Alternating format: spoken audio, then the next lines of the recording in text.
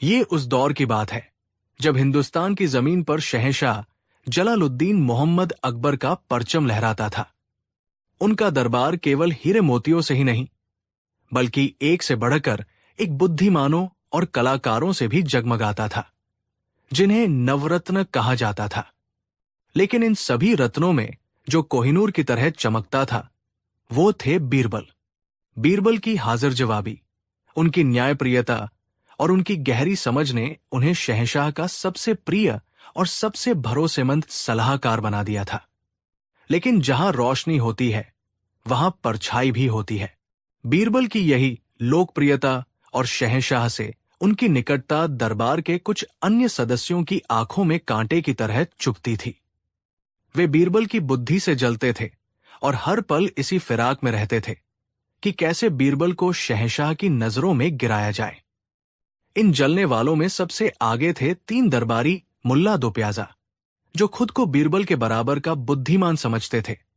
हकीम जफर, शाही हकीम जो अपनी वैज्ञानिक समझ पर गुमान करते थे, और सेनापति मंसूर, जिन्हें अपनी तलवार की ताकत पर भरोसा था और बुद्धि की बातें उन्हें व्यर्थ लगती थी। एक दिन दरबार में पड़ोसी राज्य से एक दूत एक जटिल पहेली लेकर आया। दरबार के बड़े बड़े विद्वान और मंत्री उस पहेली को सुलझाने में असफल रहे।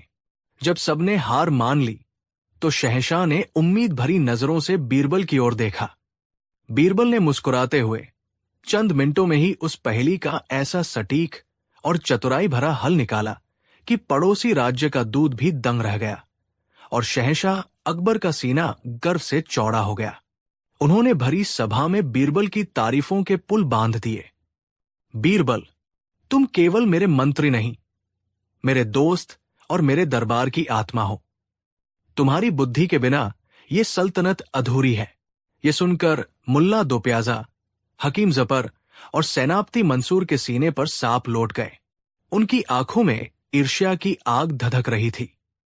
उस रात जब दरबार खत्म हुआ तो ये तीनों एक गुप्त स्थान पर मिले।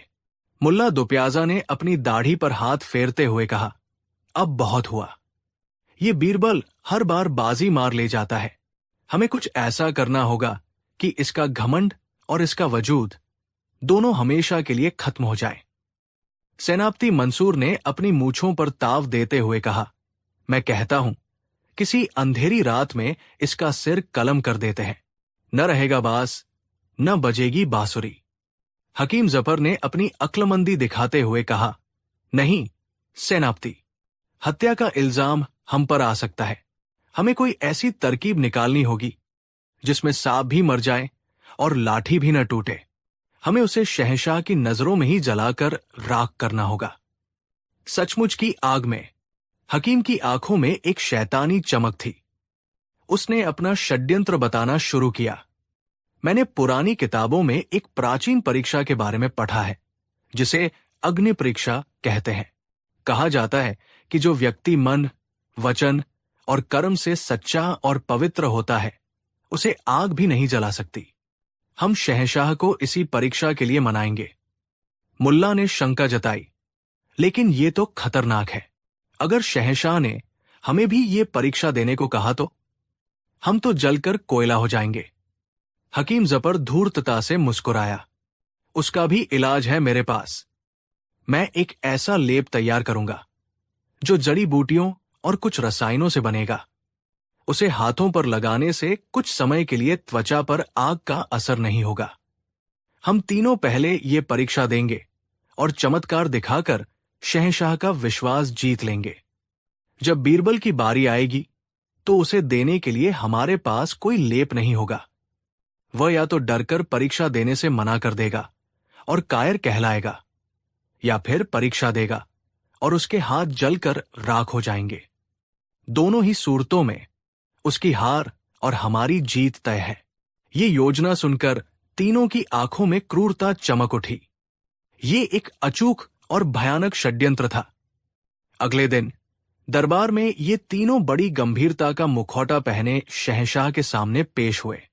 मुल्ला दो प्याजा ने कहा, आलम पनाह, हम आपके सबसे वफादार सेवक हैं, लेकिन दरबार में कौन कितना सच्चा और खरा है, ये जानना भी सल्तनत की सुरक्षा के लिए जरूरी है। हमने एक प्राचीन और दिव्य परीक्षा के बारे में सुना है। फिर हकीम जफर ने आगे बढ़कर कहा, जहांपना, ये गर्म लोहे की परीक्षा। इसमें एक लोहे की छड़ को आग में तब तक तपाया जाता है जब तक वो अंगारे की तरह लाल न हो जाए। फिर जो व्यक्ति खुद को सच्चा और निष्पाप मानता है, उसे वो छड़ अपने नंगे हाथों से पकड़नी होती है। कहते हैं, ईश्वर सच्चे इंसान की रक्षा करते हैं और आग उसे कोई नुकसान नहीं पहुंचाती। शहंशाह अकबर को ये बात बड़ी अजीब और खतरनाक लगी। ये तो जंगलीपन है। हम ऐसी क्रूर परीक्षाओं पर विश्वास नहीं करते। तभी सेनापति मंसूर ने अपनी चाल चली। गुस्ताखी माफ, जहांपनाह। लेकिन ये कायरता नहीं, बल्कि अपनी सच्चाई और वफादारी को साबित करने का सबसे बड़ा प्रमाण है। हम तीनों, आपके सबसे पहले सेवक, ये परीक्षा देने के लिए तैयार हैं, ताकि हम ये साबित कर सकें कि हम आपके लिए अपनी जान की भी परवाह नहीं करते। तीनों का आत्मविश्वास देखकर अकबर सोच में पड़ गए। उन्हें लगा, शायद इस परीक्षा में कोई सच्चाई हो। उनके मन में ये देखने की उत्सुकता भी जगी कि क्या ऐसा चमत्कार सच में हो सकता है। उन्होंने कहा, ठीक है, अगर तुम तीनों ये परीक्षा देना चाहते हो तो हमें कोई एतराज नहीं। कल शाम शाही आंगन में इस परीक्षा का आयोजन किया जाएगा। बीरबल दरबार में मौजूद थे और वो ये सब चुपचाप देख रहे थे। वो समझ गए थे कि ये कोई सीधी सादी बात नहीं है, बल्कि उनके खिलाफ बुना गया एक गहरा जाल है। दाल में कुछ काला नहीं, बल्कि पूरी दाल ही काली है। लेकिन उन्होंने उस समय कुछ नहीं कहा, बस शांत रहे। अगली शाम शाही आंगन में एक विशाल भट्टी धधकाई गई। लोहार लोहे की एक मोटी छड़ को आग में तपा रहे थे। पूरा दरबार वहां मौजूद था। सबकी सांसें अटकी हुई थी। शहंशाह अकबर अपने सिंहासन पर विराजमान थे। षड्यंत्र के अनुसार तीनों दरबारी परीक्षा से ठीक पहले एक गुप्त कमरे में गए और हकीम जफर द्वारा बनाए गए अदृश्य लेप को अपने हाथों पर अच्छी तरह मल लिया। सबसे पहले सेनापति मंसूर आगे बढ़ा। उसने जोर से नारा लगाया, शहंशाह अकबर जिंदाबाद, और भट्टी से निकलती उस दहकती हुई लाल छड़ को अपने हाथों में उठा लिया। उसने कुछ पलों के लिए उसे पकड़े रखा और फिर जमीन पर फेंक दिया। सबकी आंखें हैरत से फटी रह गई। सेनापति के हाथों पर एक खरोंच तक नहीं थी। फिर मुल्ला दोप्याजा और हकीम जफर ने भी यही किया। दोनों ने दहकते लोहे को छुआ और उनके हाथ भी बिल्कुल सुरक्षित रहे। दरबार में चमत्कार चमत्कार का शोर गूंजने लगा। अकबर भी ये देखकर अपनी आंखों पर विश्वास नहीं कर पा रहे थे। अब जब मंच तैयार हो चुका था, मुल्ला दोप्याजा ने बीरबल की ओर देखकर व्यंग्य से कहा, जहांपनाह, हम तीनों ने तो अपनी वफादारी साबित कर दी। अब दरबार के सबसे बुद्धिमान और आपके सबसे प्रिय बीरबल जी की बारी है। देखें, इनकी सच्चाई में कितना दम है। सबकी नजरें अब बीरबल पर थी। तीनों षड्यंत्रकारी मन ही मन मुस्कुरा रहे थे। उन्होंने बीरबल को ऐसी स्थिति में फंसा दिया था जहां से निकलना नामुमकिन था। अगर वो मना करते हैं तो डरपोक और झूठे साबित होंगे। अगर हाँ कहते हैं तो उनके हाथ जलना तय था।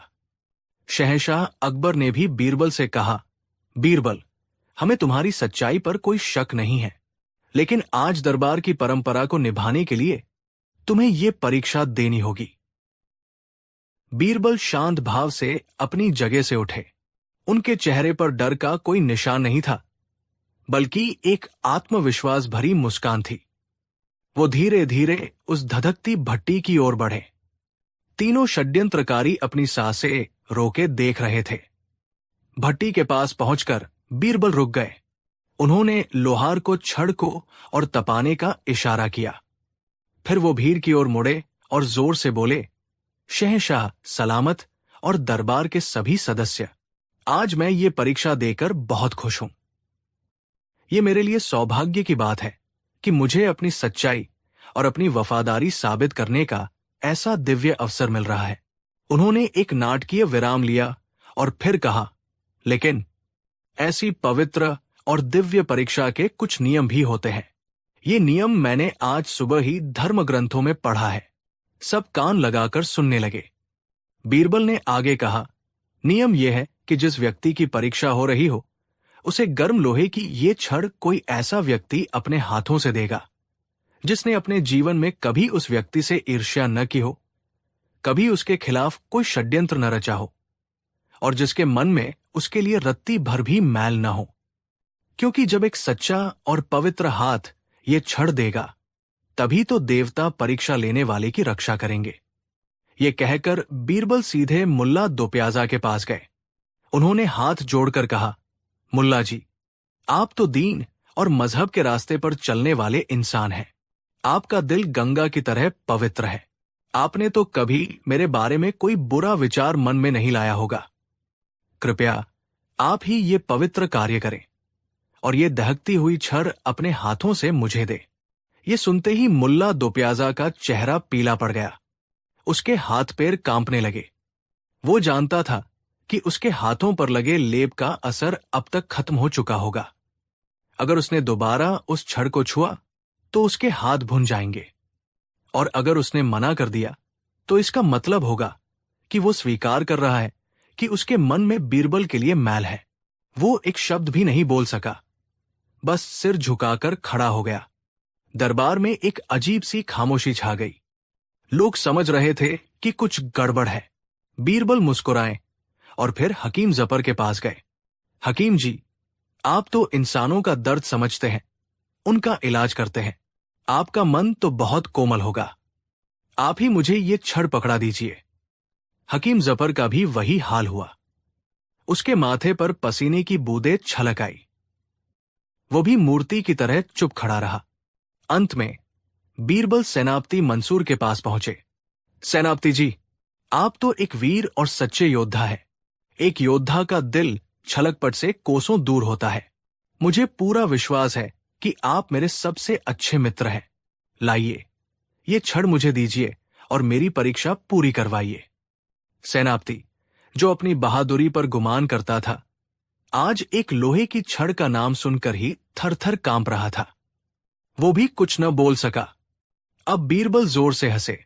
वो शहंशाह की ओर मुड़े और कहा, जहांपनाह, मैं तो परीक्षा देने के लिए तैयार खड़ा हूं, लेकिन मुझे ये गर्म छड़ देने के लिए दरबार में एक भी ऐसा व्यक्ति नहीं मिल रहा है जिसके मन में मेरे लिए कोई मैल न हो। इन तीनों महानुभावों ने तो चमत्कार दिखाकर अपनी सच्चाई साबित कर दी, लेकिन ये एक छोटी सी शर्त पूरी नहीं कर पा रहे हैं। अब तक शहंशाह अकबर और पूरा दरबार समझ चुका था कि ये पूरा खेल क्या था। ये एक गहरा षड्यंत्र था। बीरबल ने बिना लोहे को छुए अपनी बुद्धि की आग से ही तीनों षड्यंत्रकारियों के मन में छिपे मैल और झूठ को जलाकर सबके सामने ला दिया था। अकबर गुस्से से अपनी जगह पर खड़े हो गए। उनकी आवाज में बिजली की कड़क थी। हमें सब समझ आ गया। ये कोई दिव्य परीक्षा नहीं, बल्कि हमारे सबसे काबिल मंत्री के खिलाफ एक घिनौनी साजिश थी। सिपाहियों, इन तीनों धोखेबाजों को गिरफ्तार कर लो। तीनों दरबारी बीरबल के पैरों में गिर पड़े और अपनी जान की भीख मांगने लगे।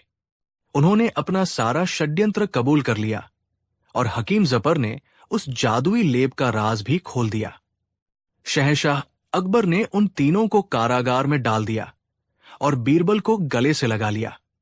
बीरबल, आज तुमने एक बार फिर साबित कर दिया कि शारीरिक बल या चालाकी से कहीं ज्यादा ताकतवर बुद्धि और सच्चाई होती है। तुमने गर्म लोहे को छुए बिना ही अपने दुश्मनों के झूठ को जलाकर राख कर दिया। बीरबल ने विनम्रता से सिर झुकाकर कहा, जहांपनाह, आग केवल लकड़ी को नहीं जलाती, वो सोने को परख कर उसे और भी चमका देती है। सच्ची परीक्षा हाथों की नहीं, इरादों की होती है। उस दिन के बाद गर्म लोहे की परीक्षा की ये कहानी इतिहास में हमेशा के लिए दर्ज हो गई। ये कहानी इस बात का सबूत है कि षड्यंत्र की आग कितनी भी तेज क्यों न हो, बुद्धि की एक चिंगारी ही उसे बुझाने और सच को रोशन करने के लिए काफी होती है। कहानी 2। ये उस दौर की कहानी है जब आगरा शहर मुगल सल्तनत का दिल हुआ करता था। शहंशाह अकबर के शासन में जहां एक ओर आलीशान हवेलियां और जगमगाते बाजार थे। वहीं दूसरी ओर तंग गलियों में गरीबी और लाचारी भी बसती थी। ये कहानी न्याय की है, लेकिन उस न्याय की नहीं जो तलवार की नोक पर या कानून की मोटी किताबों में लिखा होता है। ये उस न्याय की कहानी है जो एक मोमबत्ती की लौ जितनी छोटी, लेकिन उसकी गर्मी जितनी सच्ची थी। सर्दियों की एक सर्द रात थी। आगरा पर जाड़े का ऐसा कहर बरसा था कि लगता था मानो आसमान से बर्फ की सुइयां चुभ रही हों। ठंडी हवाएं चाबुक की तरह जिस्म पर पड़ती थी। अमीर लोग अपनी हवेलियों में अंगीठियों के सामने बैठे गर्म दूध का मजा ले रहे थे, लेकिन गरीबों के लिए ये रात कयामत से कम नहीं थी। इसी रात शहर की एक अंधेरी गली में गोपी नाम का एक गरीब मजदूर ठिठुरता हुआ चला जा रहा था। उसने सुबह से कुछ नहीं खाया था और दिन भर काम खोजने के बाद भी उसे कोई मजदूरी नहीं मिली थी। उसके घर पर उसकी पत्नी लक्ष्मी और 2 भूखे बच्चे उसका इंतजार कर रहे थे। उसकी जेब खाली थी और पेट में भूख के चूहे दौड़ रहे थे। ठंड के मारे उसके हाथ पैर सुन्न हो चुके थे और उसके कदम लड़खड़ा रहे थे। चलते चलते वो शहर के मुख्य बाजार में पहुंचा। बाजार अब बंद हो रहा था, लेकिन एक दुकान अभी भी खुली थी। ये शहर के सबसे अमीर और सबसे कंजूस हलवाई सेठ घनश्याम की दुकान थी। उसकी दुकान से ताजे बने समोसों, जलेबियों और गर्मा गर्म दूध की ऐसी मनमोहक खुशबू आ रही थी जो किसी भी भूखे इंसान को पागल कर सकती थी। दुकान के अंदर एक बड़ी सी भट्टी जल रही थी, जिसकी सुनहरी रोशनी और गर्माहट बाहर सड़क तक महसूस हो रही थी। गोपी बेबस होकर दुकान के बाहर खड़ा हो गया। उसके पास अंदर जाकर कुछ खरीदने के लिए एक पैसा भी नहीं था। वो बस उस दुकान से आती खुशबू को अपनी सांसों में भरने लगा। उसने आंखें बंद कर ली और कल्पना करने लगा कि वो गर्मा गर्म जलेबियां खा रहा है। भट्टी की जो हल्की सी गर्माहट बाहर आ रही थी, उससे उसे थोड़ी राहत मिली। वो अपनी ठंडी हथेलियों को उस गर्माहट की ओर करके सेंकने की कोशिश करने लगा। वो दुकान से कई कदम दूर खड़ा था, बस उस एहसास को महसूस कर रहा था जो उसे इस कड़ाके की ठंड में जिंदा रहने की हिम्मत दे रहा था। काफी देर तक वो वही खड़ा रहा। उस खुशबू और गर्माहट ने उसके ठंडे शरीर में थोड़ी जान डाल दी। अब उसे लगा कि वो चलकर घर तक पहुंच सकता है। उसने दुकान को मन ही मन धन्यवाद दिया और जैसे ही मुड़ने लगा, एक कर्कश आवाज ने उसे रोक दिया। रुक, कहाँ जा रहा है? चोर कही के। ये सेठ घनश्याम था। वो अपनी दुकान के गल्ले पर बैठा सब कुछ देख रहा था। उसके चेहरे पर लालच और घमंड साफ झलक रहा था। गोपी डर गया। उसने हाथ जोड़कर कहा, मालिक, मैंने कुछ नहीं किया, मैं तो बस यहां खड़ा था। सेठ ने घृणा से उसे देखा। झूठ बोलता है, मैंने अपनी आंखों से देखा है। तू कब से मेरी दुकान के बाहर खड़ा होकर मेरी जलेबियों की खुशबू चुरा रहा है और मेरी भट्टी की गर्मी सेंक रहा है। चल, अब पैसे निकाल। गोपी हक्का बक्का रह गया। पैसे? किस बात के पैसे, सेठ जी? मैंने तो आपकी किसी चीज को हाथ तक नहीं लगाया। सेठ जोर से हंसा। अरे वाह, बड़ा भोला बनता है। तूने मेरी खुशबू का मजा लिया, जिससे तेरे भूखे पेट को तसल्ली मिली। तूने मेरी गर्मी का मजा लिया, जिससे तेरे ठंडे जिस्म को राहत मिली। क्या ये मुफ्त का है? चल, 10 चांदी के सिक्के निकाल, वरना मैं तुझे कोतवाल के हवाले कर दूंगा। गोपी के पैरों तले जमीन खिसक गई। 10 चांदी के सिक्के? उसके पास तो 10 तांबे के सिक्के भी नहीं थे। वो सेठ के पैरों में गिर पड़ा। मालिक, मुझ गरीब पर रहम करो। मेरे बच्चे घर पर भूखे हैं। मैंने सच में कुछ नहीं किया। लेकिन सेठ घनश्याम पत्थर दिल इंसान था। उसने शोर मचाना शुरू कर दिया। चोर, चोर, देखो, ये चोर मेरी दुकान से चोरी करके भाग रहा है। शोर सुनकर आसपास के लोग इकट्ठा हो गए। सेठ ने सबको अपनी मनगढ़ंत कहानी सुनाई। कुछ लोगों को सेठ की बात बेतुकी लगी, लेकिन कोई भी उस अमीर और सेठ के खिलाफ बोलने की हिम्मत नहीं कर सका। मामला बढ़ते बढ़ते शहर के कोतवाल तक पहुंच गया। कोतवाल ने दोनों की दलीलें सुनी। मामला बड़ा अजीब था। खुशबू और गर्मी की चोरी, ऐसा मुकदमा उसने आज तक नहीं सुना था। वो कोई फैसला नहीं कर सका और उसने कहा कि इस अजीब मामले का न्याय तो केवल शहंशाह अकबर के दरबार में ही हो सकता है। अगले दिन गोपी को सिपाहियों द्वारा पकड़कर शहंशाह अकबर के दरबार में पेश किया गया। एक तरफ कीमती कपड़ों में लिपटा सेठ घनश्याम खड़ा था और दूसरी तरफ फटे पुराने कपड़ों में कांपता हुआ गोपी। अकबर ने सेठ से पूरा मामला बताने को कहा। सेठ ने बड़े ही नाटकीय ढंग से कहा, आलम पनाह, न्याय हो। इस गरीब आदमी ने कल रात मेरी दुकान से चोरी की है। ये मेरी दुकान के बाहर खड़ा होकर मेरी महंगी मिठाइयों की खुशबू का आनंद लेता रहा और अपनी ठंड दूर करने के लिए मेरी भट्टी की गर्मी सेंकता रहा। इसने मेरी चीजों का उपभोग किया है, इसलिए इसे कीमत चुकानी होगी। मैं इससे 10 चांदी के सिक्के चाहता हूं। पूरा दरबार ये सुनकर हैरान रह गया। अकबर भी सोच में पड़ गए। ये कैसी दलील थी? लेकिन सेठ अपनी बात पर अड़ा था। फिर अकबर ने गोपी से पूछा। गोपी ने रोते हुए कहा, जहां पनाह, मैं बेकसूर हूं। मैं दिन भर का थकाहारा और भूखा था। ठंड के मारे मेरी जान निकल रही थी। मैं बस सेठ की दुकान के पास खड़ा होकर थोड़ी राहत महसूस कर रहा था। मैंने किसी चीज को छुआ तक नहीं। मेरे पास तो खाने के लिए भी पैसे नहीं हैं। मैं 10 सिक्के कहां से दूंगा? दरबार में बैठे दरबारी भी 2 गुटों में बंट गए। कुछ को गोपी से हमदर्दी थी तो कुछ सेठ के पक्ष में थे, ये कहकर कि किसी की संपत्ति का किसी भी रूप में उपभोग करना गलत है। अकबर एक धर्म संकट में पड़ गए। वो जानते थे कि गोपी निर्दोष है, लेकिन सेठ की दलील को पूरी तरह खारिज भी नहीं कर सकते थे, क्योंकि उसने अपनी बात को बहुत चालाकी से पेश किया था। तभी अकबर की नजर अपने सबसे बुद्धिमान सलाहकार बीरबल पर पड़ी। बीरबल शांत भाव से सब कुछ देख और सुन रहे थे। उनके चेहरे पर एक हल्की सी मुस्कान थी, मानो उन्हें इस पहेली का हल पहले से ही पता हो। अकबर ने कहा, बीरबल, इस मामले ने हमें उलझा दिया है, तुम ही कोई रास्ता सुझाओ।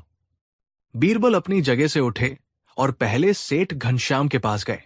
सेठ जी, तो आपका कहना है कि इस गरीब आदमी ने आपकी खुशबू और गर्मी का लाभ उठाया है?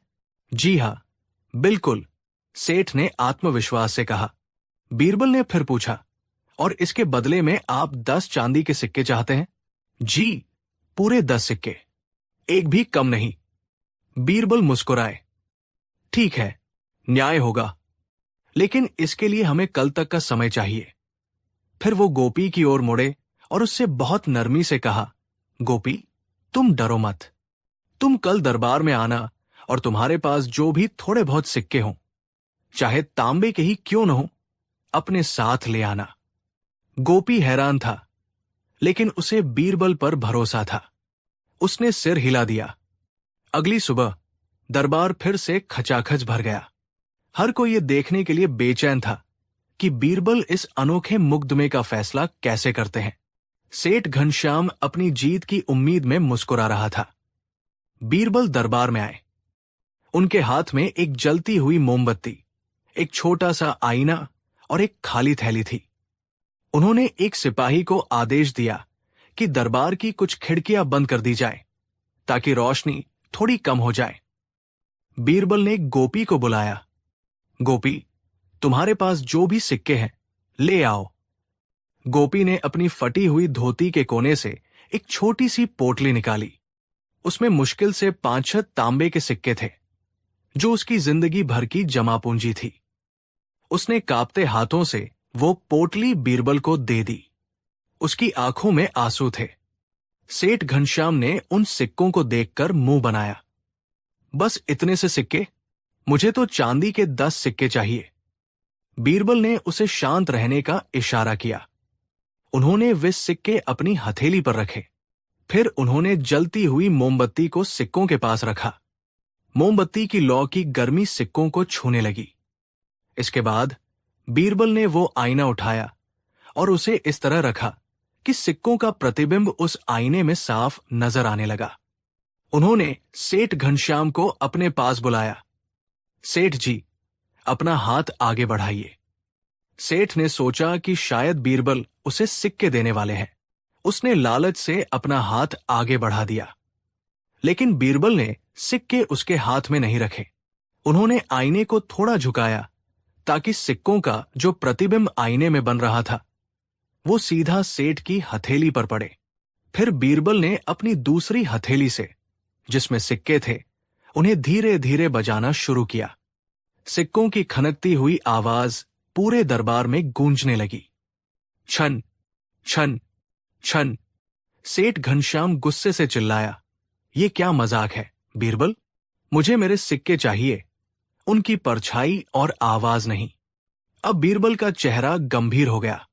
उन्होंने ऊंची आवाज में, जो पूरे दरबार में गूंज उठी, अपना ऐतिहासिक फैसला सुनाया। सेठ घनश्याम, न्याय हमेशा तराजू के दो बराबर पलड़ों की तरह होता है। जैसा अपराध वैसी ही सजा, जैसा लाभ वैसा ही भुगतान। उन्होंने आगे समझाया, इस गरीब आदमी गोपी ने तुम्हारी दुकान से क्या लिया? क्या इसने तुम्हारी जलेबियां खाई?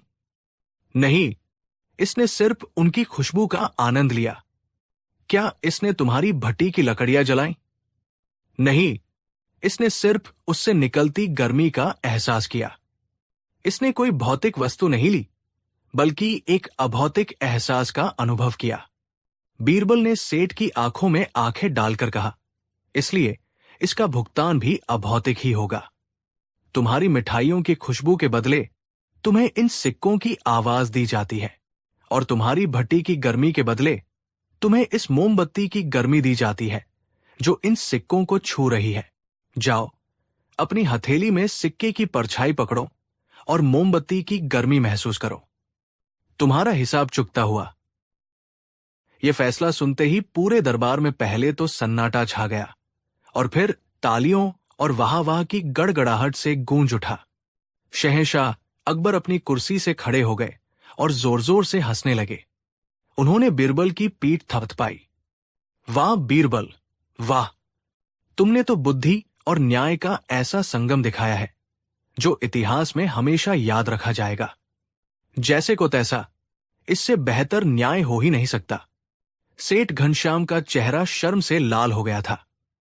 उसे अपनी मूर्खता और लालच पर बेहद पछतावा हो रहा था। उसकी सारी चालाकी धरी की धरी रह गई थी। वो भरी सभा में मजाक का पात्र बन चुका था। वो बीरबल के पैरों में गिर पड़ा और माफी मांगने लगा।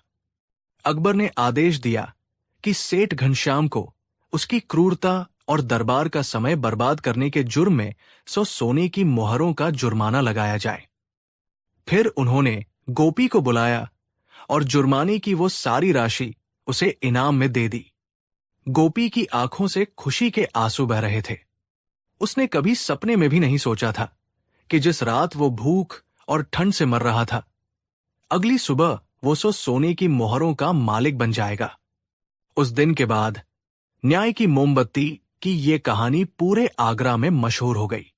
ये कहानी इस बात का प्रतीक बन गई कि न्याय की नजर में कोई छोटा या बड़ा नहीं होता, और सच्ची बुद्धि किसी भी अन्याय के अंधेरे को एक छोटी सी मोमबत्ती की लौ से भी दूर कर सकती है। कहानी 3। हिंदुस्तान की सरजमी पर जब मुगलिया सल्तनत का परचम लहरा रहा था, तब शहंशाह जलालुद्दीन मोहम्मद अकबर का नाम सूरज की तरह चमकता था। उनके दरबार की शानो शौकत की मिसालें दी जाती थी, और उनके नवरत्नों की बुद्धिमानी के चर्चे दूर दूर तक फैले थे। लेकिन उन सभी रत्नों में जो कोहिनूर की तरह चमकता था, वो थे बीरबल। बीरबल, जिनका असली नाम महेशदास था, अपनी हाजिर जवाबी और न्यायप्रियता के लिए जाने जाते थे। उनकी बुद्धि का लोहा सिर्फ दोस्त ही नहीं, दुश्मन भी मानते थे। बादशाह अकबर और बीरबल की दोस्ती और उनके बीच होने वाली नोकझोंक के किस्से आज भी लोगों की जुबान पर हैं।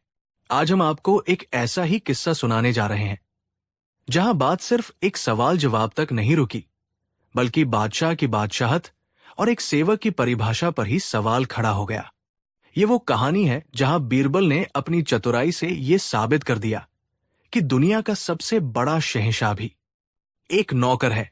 एक दिन बादशाह अकबर अपने दरबार में बैठे हुए थे। उनके चेहरे पर एक गहरी सोच की लकीरें थी। वो सल्तनत के कामकाज और अपनी प्रजा की भलाई के बारे में सोच रहे थे। तभी उनकी नजर अपने वफादार दरबारी पर पड़ी, जो हाथ जोड़े, सिर झुकाए उनकी सेवा में खड़ा था। उसे देखकर बादशाह के मन में एक अजीब सा ख्याल आया, एक ऐसा ख्याल जो उनकी शान, उनके पद और उनकी हुकूमत से जुड़ा था। उन्होंने अपना सिर उठाया और अपनी गूंजती हुई आवाज में दरबार को संबोधित किया। दरबार में मौजूद सभी लोगों, क्या आप बता सकते हैं कि इस दुनिया में मालिक और नौकर का रिश्ता क्या है? बादशाह का सवाल सुनकर दरबार में सन्नाटा छा गया। भला शहंशाह के सामने कौन बोलने की हिम्मत करता? कुछ देर बाद एक चापलूस दरबारी, मुल्ला दो प्याजा, अपनी जगह से खड़ा हुआ और अपनी चापलूसी भरी आवाज में बोला, आलम पनाह, ये भी कोई पूछने वाली बात है। मालिक हुक्म देता है और नौकर उस हुक्म को बजा लाता है। मालिक सिंहासन पर बैठता है और नौकर जमीन पर खड़ा रहता है। आप हमारे मालिक हैं, इस पूरी सल्तनत के मालिक हैं, और हम सब आपके अदना से नौकर हैं। जहां पनाह। बाकी दरबारी भी हां में हां मिलाने लगे।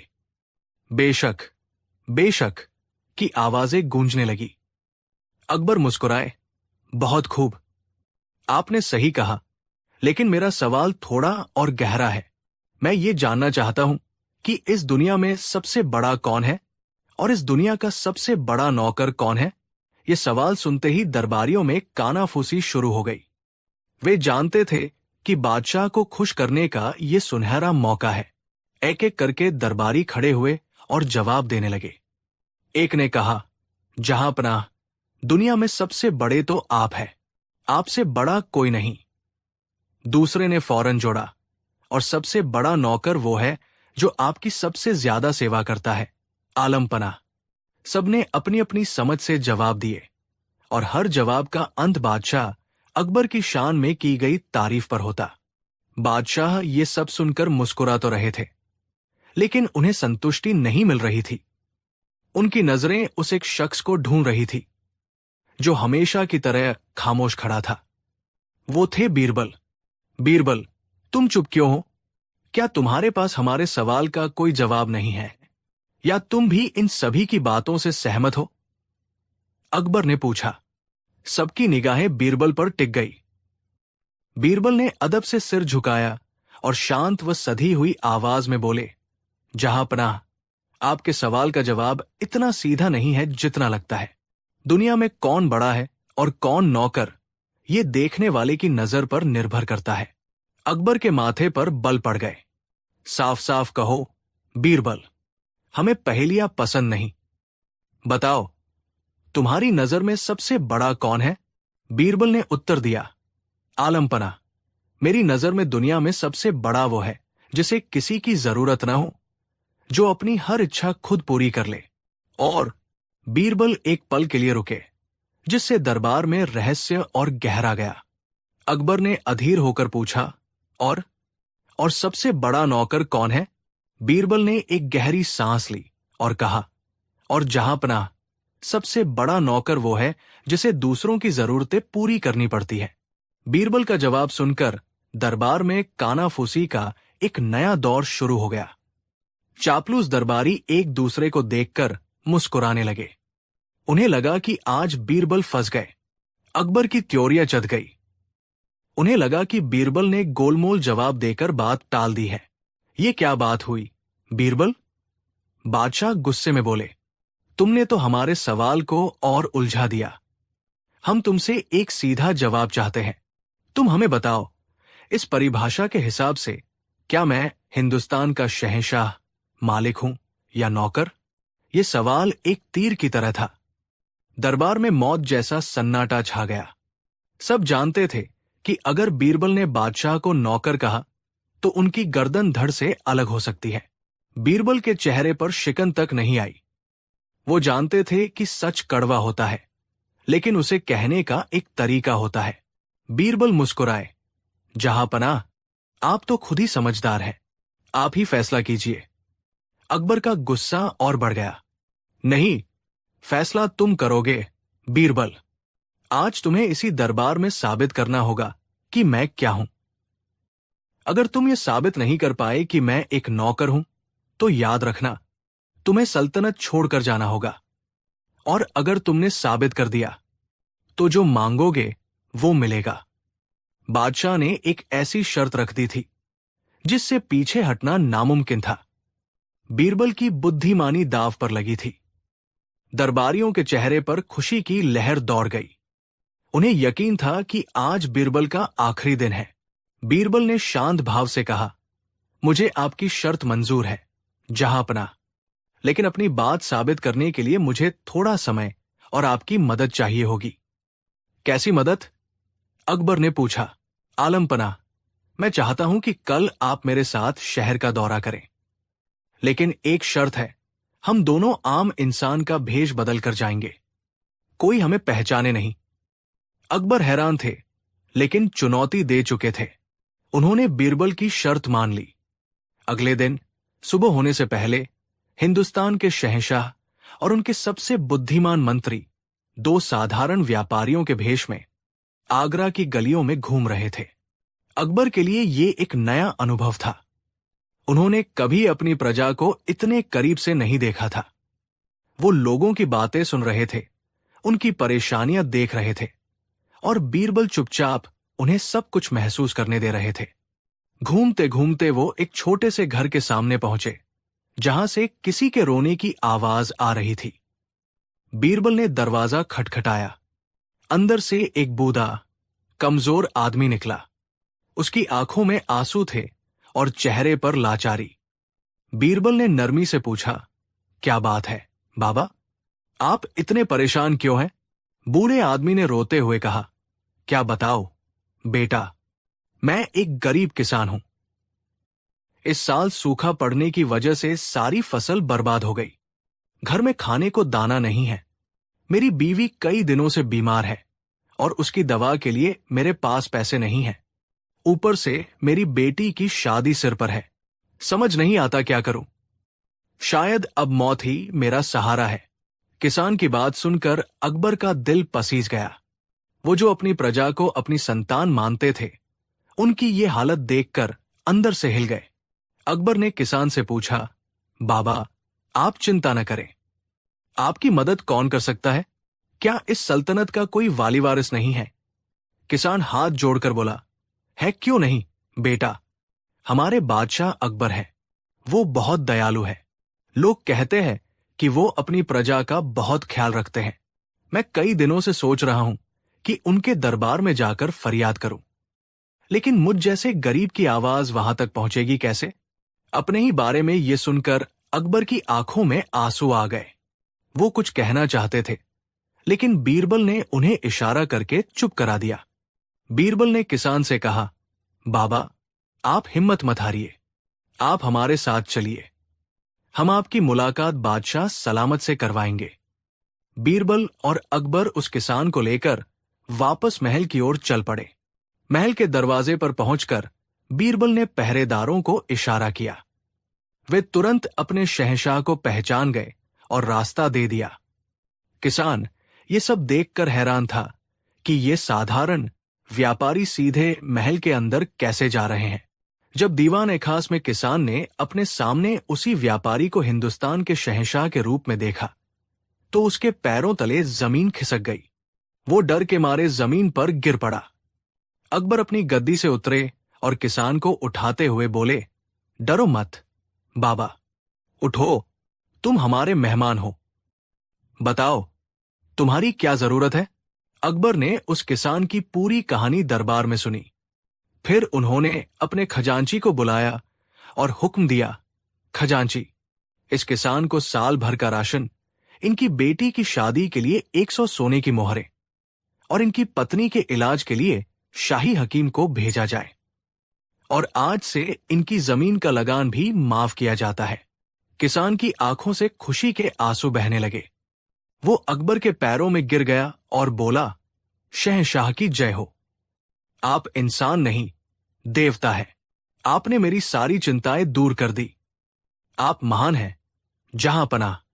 अकबर ने उसे सम्मान के साथ विदा किया। जब किसान चला गया तो अकबर ने गर्व से बीरबल की ओर देखा। उनके चेहरे पर एक संतुष्टि का भाव था। देखा बीरबल, ये होता है एक बादशाह। हम हुक्म देते हैं और लोगों की जरूरतें पूरी होती हैं। हम मालिक हैं, हम लोगों की किस्मत बदलते हैं।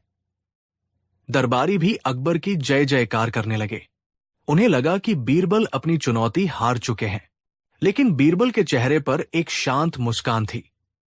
जब दरबार शांत हुआ तो बीरबल आगे बढ़े। जहां पनाह, आपने जो किया वो वाकई महान था, लेकिन अब मेरे जवाब का वक्त आ गया है। सबकी सांसें थम गई। बीरबल ने कहा, आलम पनाह, आपने मुझसे पूछा था कि नौकर कौन होता है। मैंने कहा था कि नौकर वो होता है जिसे दूसरों की जरूरतें पूरी करनी पड़ती है। अकबर ने थोड़ा चिढ़कर कहा, हां, कहा था। तो बीरबल ने अदब से जवाब दिया, तो जहां पनाह, अभी अभी आपने क्या किया? ये गरीब किसान अपनी जरूरत लेकर आपके पास आया था। उसे अनाज की जरूरत थी, दवा की जरूरत थी, धन की जरूरत थी, और आपने उसकी उन सभी जरूरतों को पूरा किया। वो अपनी जरूरत लेकर आया और आपने एक सेवक की तरह उसकी सेवा की। उसने आपसे मदद मांगी और आपने उसकी फरियाद पूरी की। जहां पनाह, एक मालिक अपनी जरूरत पूरी करवाता है, जबकि एक सेवक दूसरों की जरूरतें पूरी करता है। आज आपने उस किसान की सेवा की है। आप सिर्फ इस एक किसान के ही नहीं, बल्कि अपनी करोड़ों प्रजा की जरूरतों को पूरा करते हैं। बीरबल की ये बात सुनकर अकबर स्तब्ध रह गए। उनके दिमाग में जैसे बिजली कौंध गई हो। बीरबल ने अपनी बात जारी रखी, एक आम नौकर तो सिर्फ एक मालिक की सेवा करता है, लेकिन आप तो इस सल्तनत के लाखों लोगों की सेवा करते हैं। कोई न्याय के लिए आपके पास आता है, कोई सुरक्षा के लिए, कोई भूख से तड़प कर आपके पास आता है, और आप एक बादशाह होने के नाते उन सब की सेवा करने के लिए बाध्य है। ये आपका फर्ज है, आपका धर्म है। इस लिहाज से जहां पनाह, जिसके कंधे पर जितनी बड़ी जिम्मेदारी होती है, वो उतना ही बड़ा सेवक होता है, और आपसे बड़ा जिम्मेदार इस सल्तनत में कोई नहीं।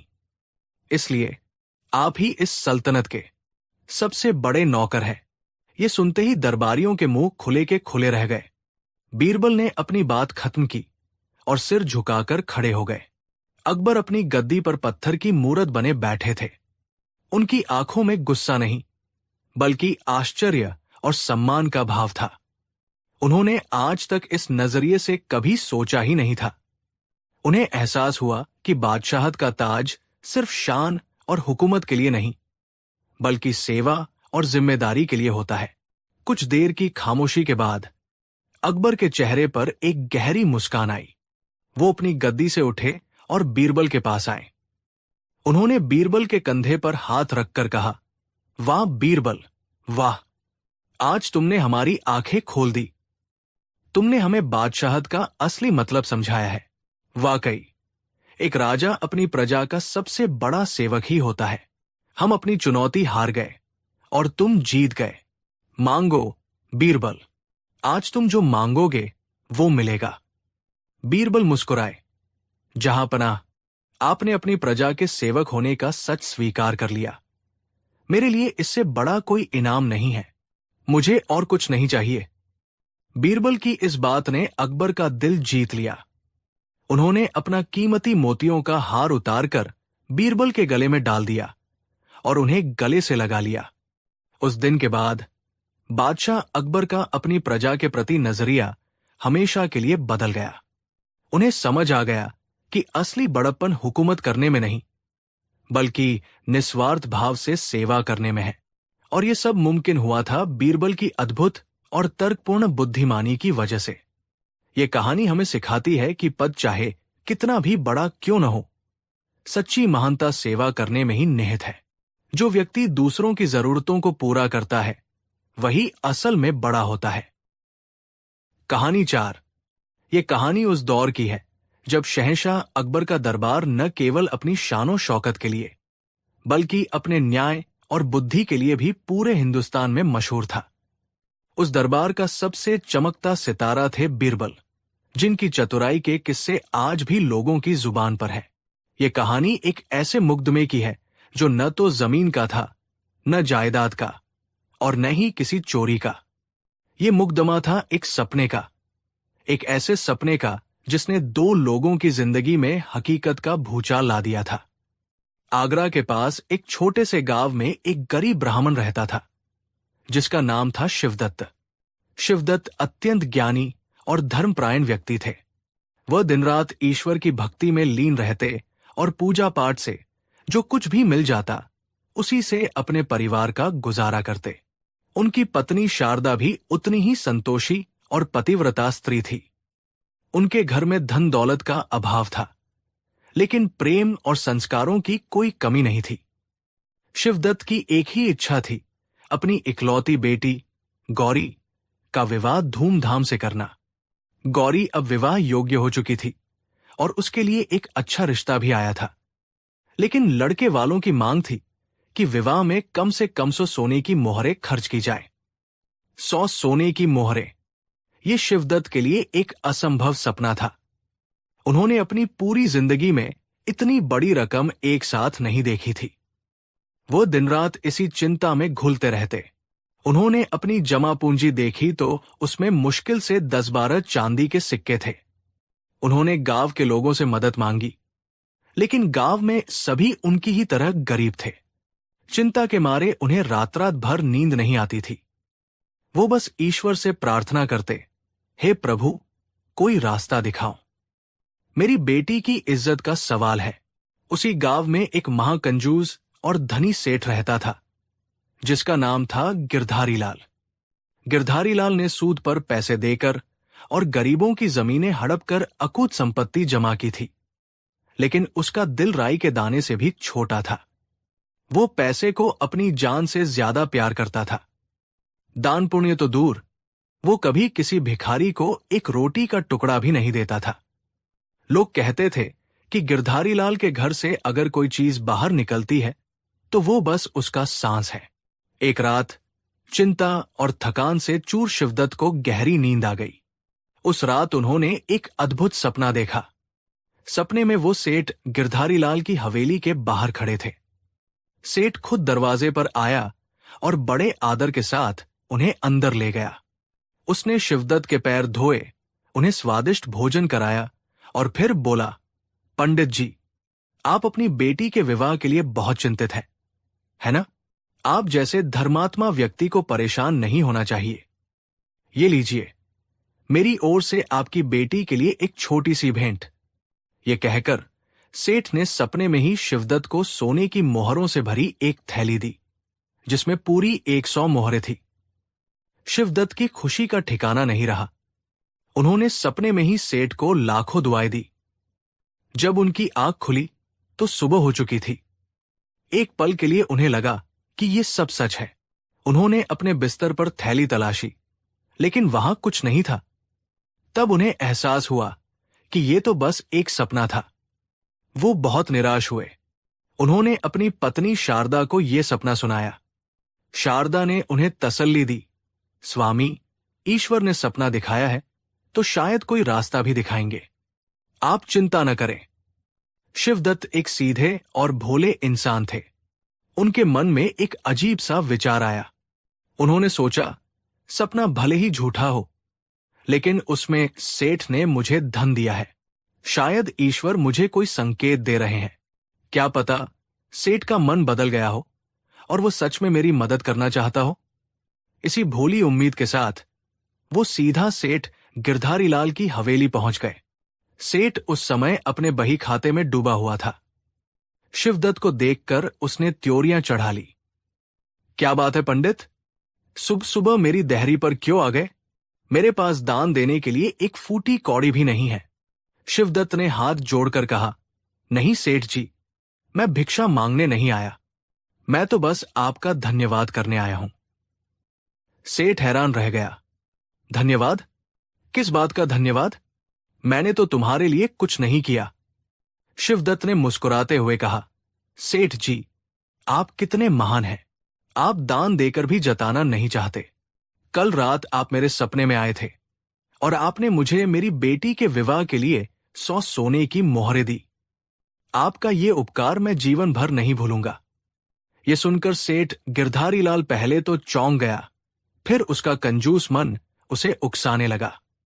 उसने सोचा, ये ब्राह्मण पागल हो गया है, सपने की बात को सच मान रहा है, लेकिन इसमें मेरा क्या फायदा हो सकता है। उसके शैतानी दिमाग में एक खुराफात सूझी। उसने सोचा कि क्यों न इस भोले ब्राह्मण का मजाक उड़ाया जाए और गांव वालों के सामने अपनी झूठी महानता का ढिंढोरा पीटा जाए। उसने एक झूठी और विनम्र मुस्कान के साथ कहा, अरे पंडित जी, आप ये बात सबको क्यों बता रहे हैं। गुप्त दान का ही तो फल मिलता है, लेकिन जब आपने बात छेड़ ही दी है तो मैं क्या कहूं। हाँ, मुझे याद है, मैंने आपकी मदद की थी। फिर वो जोर जोर से चिल्लाने लगा ताकि आसपास के लोग सुन ले। भाइयों सुनो, इस गरीब ब्राह्मण की बेटी का विवाह था, तो मैंने सपने में जाकर इसे 100 सोने की मोहरें दान में दी। अब ये मुझे धन्यवाद देने आया है। लेकिन फिर उसने अपनी असली चाल चली। उसने शिवदत्त से कहा, लेकिन पंडित जी, सपने में जो धन मैंने आपको दिया था वो आपने अभी तक मुझे लौटाया नहीं।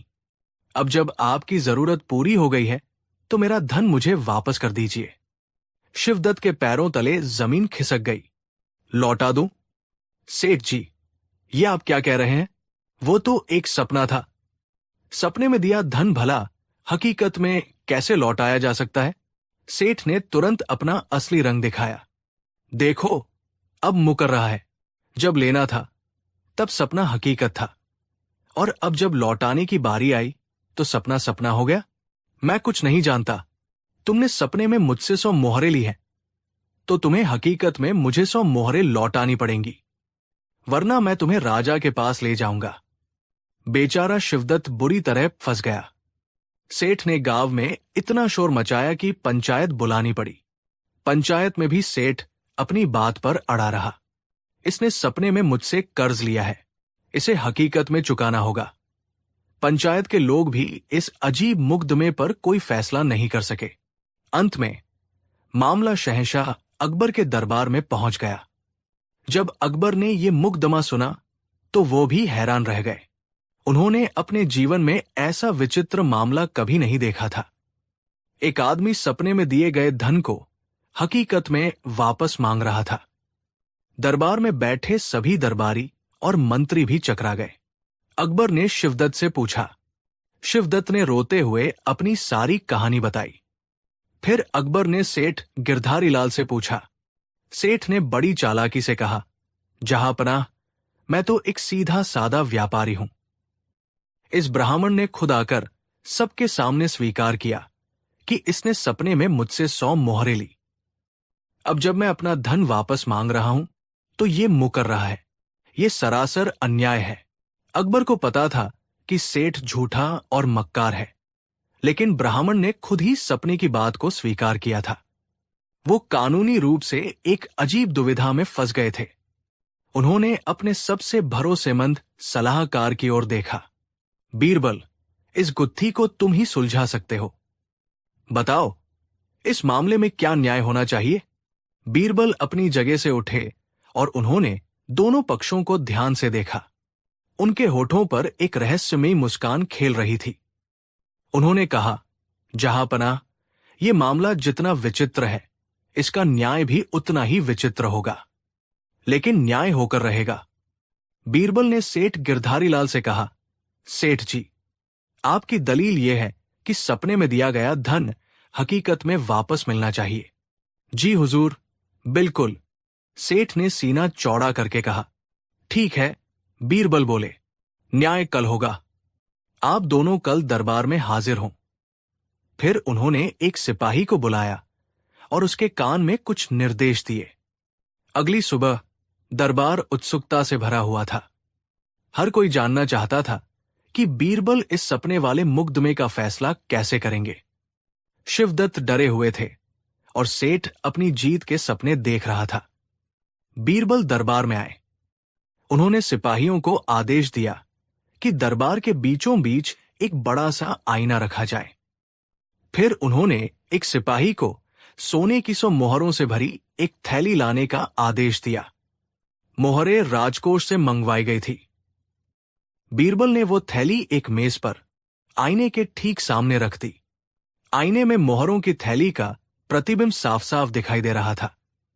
अब बीरबल ने सेठ गिरधारी लाल को बुलाया। सेठ जी, आगे आइए। सेठ खुशी खुशी आगे बढ़ा। उसे लगा कि उसे उसकी मोहरें मिलने वाली है। बीरबल ने आईने की ओर इशारा करते हुए कहा, सेठ जी, इस ब्राह्मण ने आपसे सपने में धन लिया था। सपना क्या होता है? सपना हकीकत का एक प्रतिबिंब ही तो होता है जो हमारे मन में बनता है। वो असली नहीं होता, बस एक छाया होता है। इसलिए सपने में लिए गए धन का भुगतान भी हकीकत की छाया से ही किया जाएगा। बीरबल ने आगे कहा, ये देखिए, आईने में आपको सोने की 100 मोहरों का प्रतिबिंब दिख रहा है। ये आपके सपने वाले धन का हकीकत वाला प्रतिबिंब है। आप आगे बढ़ें और आईने में से अपनी 100 मोहरें उठा लें। आपका हिसाब चुकता हो जाएगा। ये सुनते ही सेठ गिरधारी लाल का मुंह खुला का खुला रह गया। ये क्या मजाक है? मैं आईने में से मोहरें कैसे उठा सकता हूं? वो तो बस एक परछाई है। बीरबल ने जोर से कहा, क्यों नहीं उठा सकते सेठ जी? जब एक गरीब ब्राह्मण से सपने के धन की हकीकत में वसूली हो सकती है, तो एक अमीर सेठ को हकीकत के धन की परछाई से संतुष्ट क्यों नहीं होना चाहिए? जैसा लेना वैसा ही देना, यही सच्चा न्याय है। बीरबल का यह फैसला सुनते ही पूरा दरबार ठहाकों से गूंज उठा। शहंशाह अकबर अपनी हंसी रोक नहीं पा रहे थे।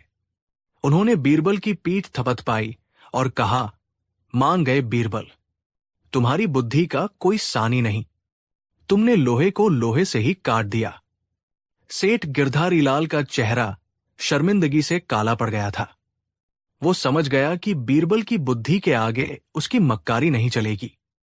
वो बीरबल के पैरों पर गिर पड़ा और अपनी गलती के लिए माफी मांगने लगा। मुझे माफ कर दीजिए हुजूर, मैं लालच में अंधा हो गया था। मैं इस ब्राह्मण से कुछ नहीं चाहता, लेकिन अकबर ऐसे मक्कार व्यक्ति को इतनी आसानी से छोड़ने वाले नहीं थे। उन्होंने आदेश दिया। इस सेठ ने एक निर्दोष को परेशान किया और दरबार का कीमती समय बर्बाद किया। इस पर दंड के रूप में 200 सोने की मोहरों का जुर्माना लगाया जाता है। फिर शहंशाह ने शिवदत्त को बुलाया। उनका चेहरा अब चिंतामुक्त था। अकबर ने कहा, पंडित जी, आपकी ईमानदारी और सादगी से हम बहुत प्रसन्न हुए। जुर्माने की इन 200 मोहरों में से 100 मोहरें हम आपको आपकी बेटी गौरी के विवाह के लिए भेंट करते हैं। जाइए और धूमधाम से अपनी बेटी का विवाह कीजिए। शिवदत्त की आंखों से खुशी के आंसू छलक पड़े।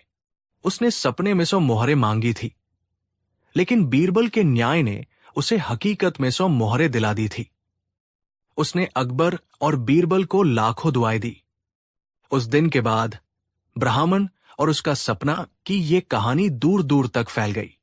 ये कहानी इस बात का सबूत बन गई कि अकबर के राज में और बीरबल की मौजूदगी में कोई भी चालाक और लालची व्यक्ति अपनी धूर्तता से किसी भोले भाले इंसान को नहीं फंसा सकता था, चाहे मामला हकीकत का हो या फिर सपने का। कहानी 5। मुगलिया सल्तनत का सूरज अपनी पूरी बुलंदी पर था और शहंशाह जलालुद्दीन मोहम्मद अकबर के नाम का डंका पूरी दुनिया में बजता था। आगरा का किला अपनी पूरी शानो शौकत के साथ खड़ा था और उसके दीवान खास में हर रोज इतिहास लिखा जाता था। दरबार में एक से बढ़कर एक ज्ञानी, शूरवीर और कलाकार मौजूद थे, लेकिन उन सब में बीरबल की जगह कुछ और ही थी। बीरबल न सिर्फ अकबर के मंत्री थे, बल्कि उनके दोस्त, उनके सलाहकार और कभी कभी उनकी मानसिक उलझनों का एकमात्र समाधान भी थे। एक रोज दरबार अपने यूजुअल तरीके से चल रहा था। बाहर गर्म हवाएं चल रही थी, लेकिन अंदर गुलाब जल की ठंडक और इत्र की महक थी। पर शहंशाह अकबर का मन कहीं और था। वो ऊब चुके थे उसी रोजमर्रा की चापलूसी से, उन्हीं घिसे पिटे मामलों से और उन्हीं तारीफों के पुलों से जो दरबारी हर रोज उनके लिए बांधते थे। उन्हें एक ऐसी चुनौती की तलाश थी जो उनके दिमाग को झकझोर दे, एक ऐसी पहेली जो साधारण बुद्धि से हल न हो सके। अचानक उनके चेहरे पर एक रहस्यमयी मुस्कान आई। उन्होंने अपने दरबारियों पर एक नजर डाली जो उन्हें मक्खन लगाने के लिए किसी भी हद तक जा सकते थे। आज उन्होंने इन्हीं दरबारियों की बुद्धि की परीक्षा लेने का फैसला किया। अपनी गूंजती हुई आवाज में अकबर बोले, दरबार में मौजूद हमारे सभी अमीरों और वजीरों, हम आज तुमसे एक काम चाहते हैं। हम रोज तुम्हारी बातें सुनते हैं, तुम्हारी तारीफें सुनते हैं, तुम्हारी कहानियां सुनते हैं, लेकिन आज हम कुछ ऐसा सुनना चाहते हैं जो आज तक किसी ने न सुना हो। दरबार में एकदम सन्नाटा छा गया। सब कान लगाकर सुनने लगे। अकबर ने अपनी बात आगे बढ़ाई। हम चाहते हैं कि तुम में से कोई हमें एक ऐसा झूठ सुनाए, एक ऐसा ससेद झूठ जिसे सुनकर हम ये कहने पर मजबूर हो जाए कि ये सरासर झूठ है। जो भी ये कारनामा कर दिखाएगा उसे शाही खजाने से 1000 सोने की मोहरें इनाम में दी जाएंगी। ये सुनते ही दरबारियों की आंखों में सोने की चमक उतर आई। 1000 सोने की मोहरें, ये एक बहुत बड़ी रकम थी। लेकिन अकबर ने अपनी बात पूरी नहीं की थी।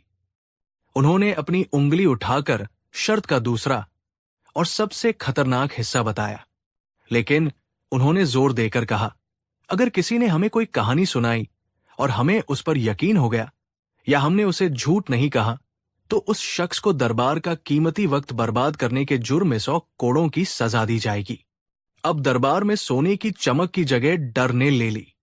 ये शर्त जितनी आसान लग रही थी उतनी ही खतरनाक थी। ये एक दोधारी तलवार थी।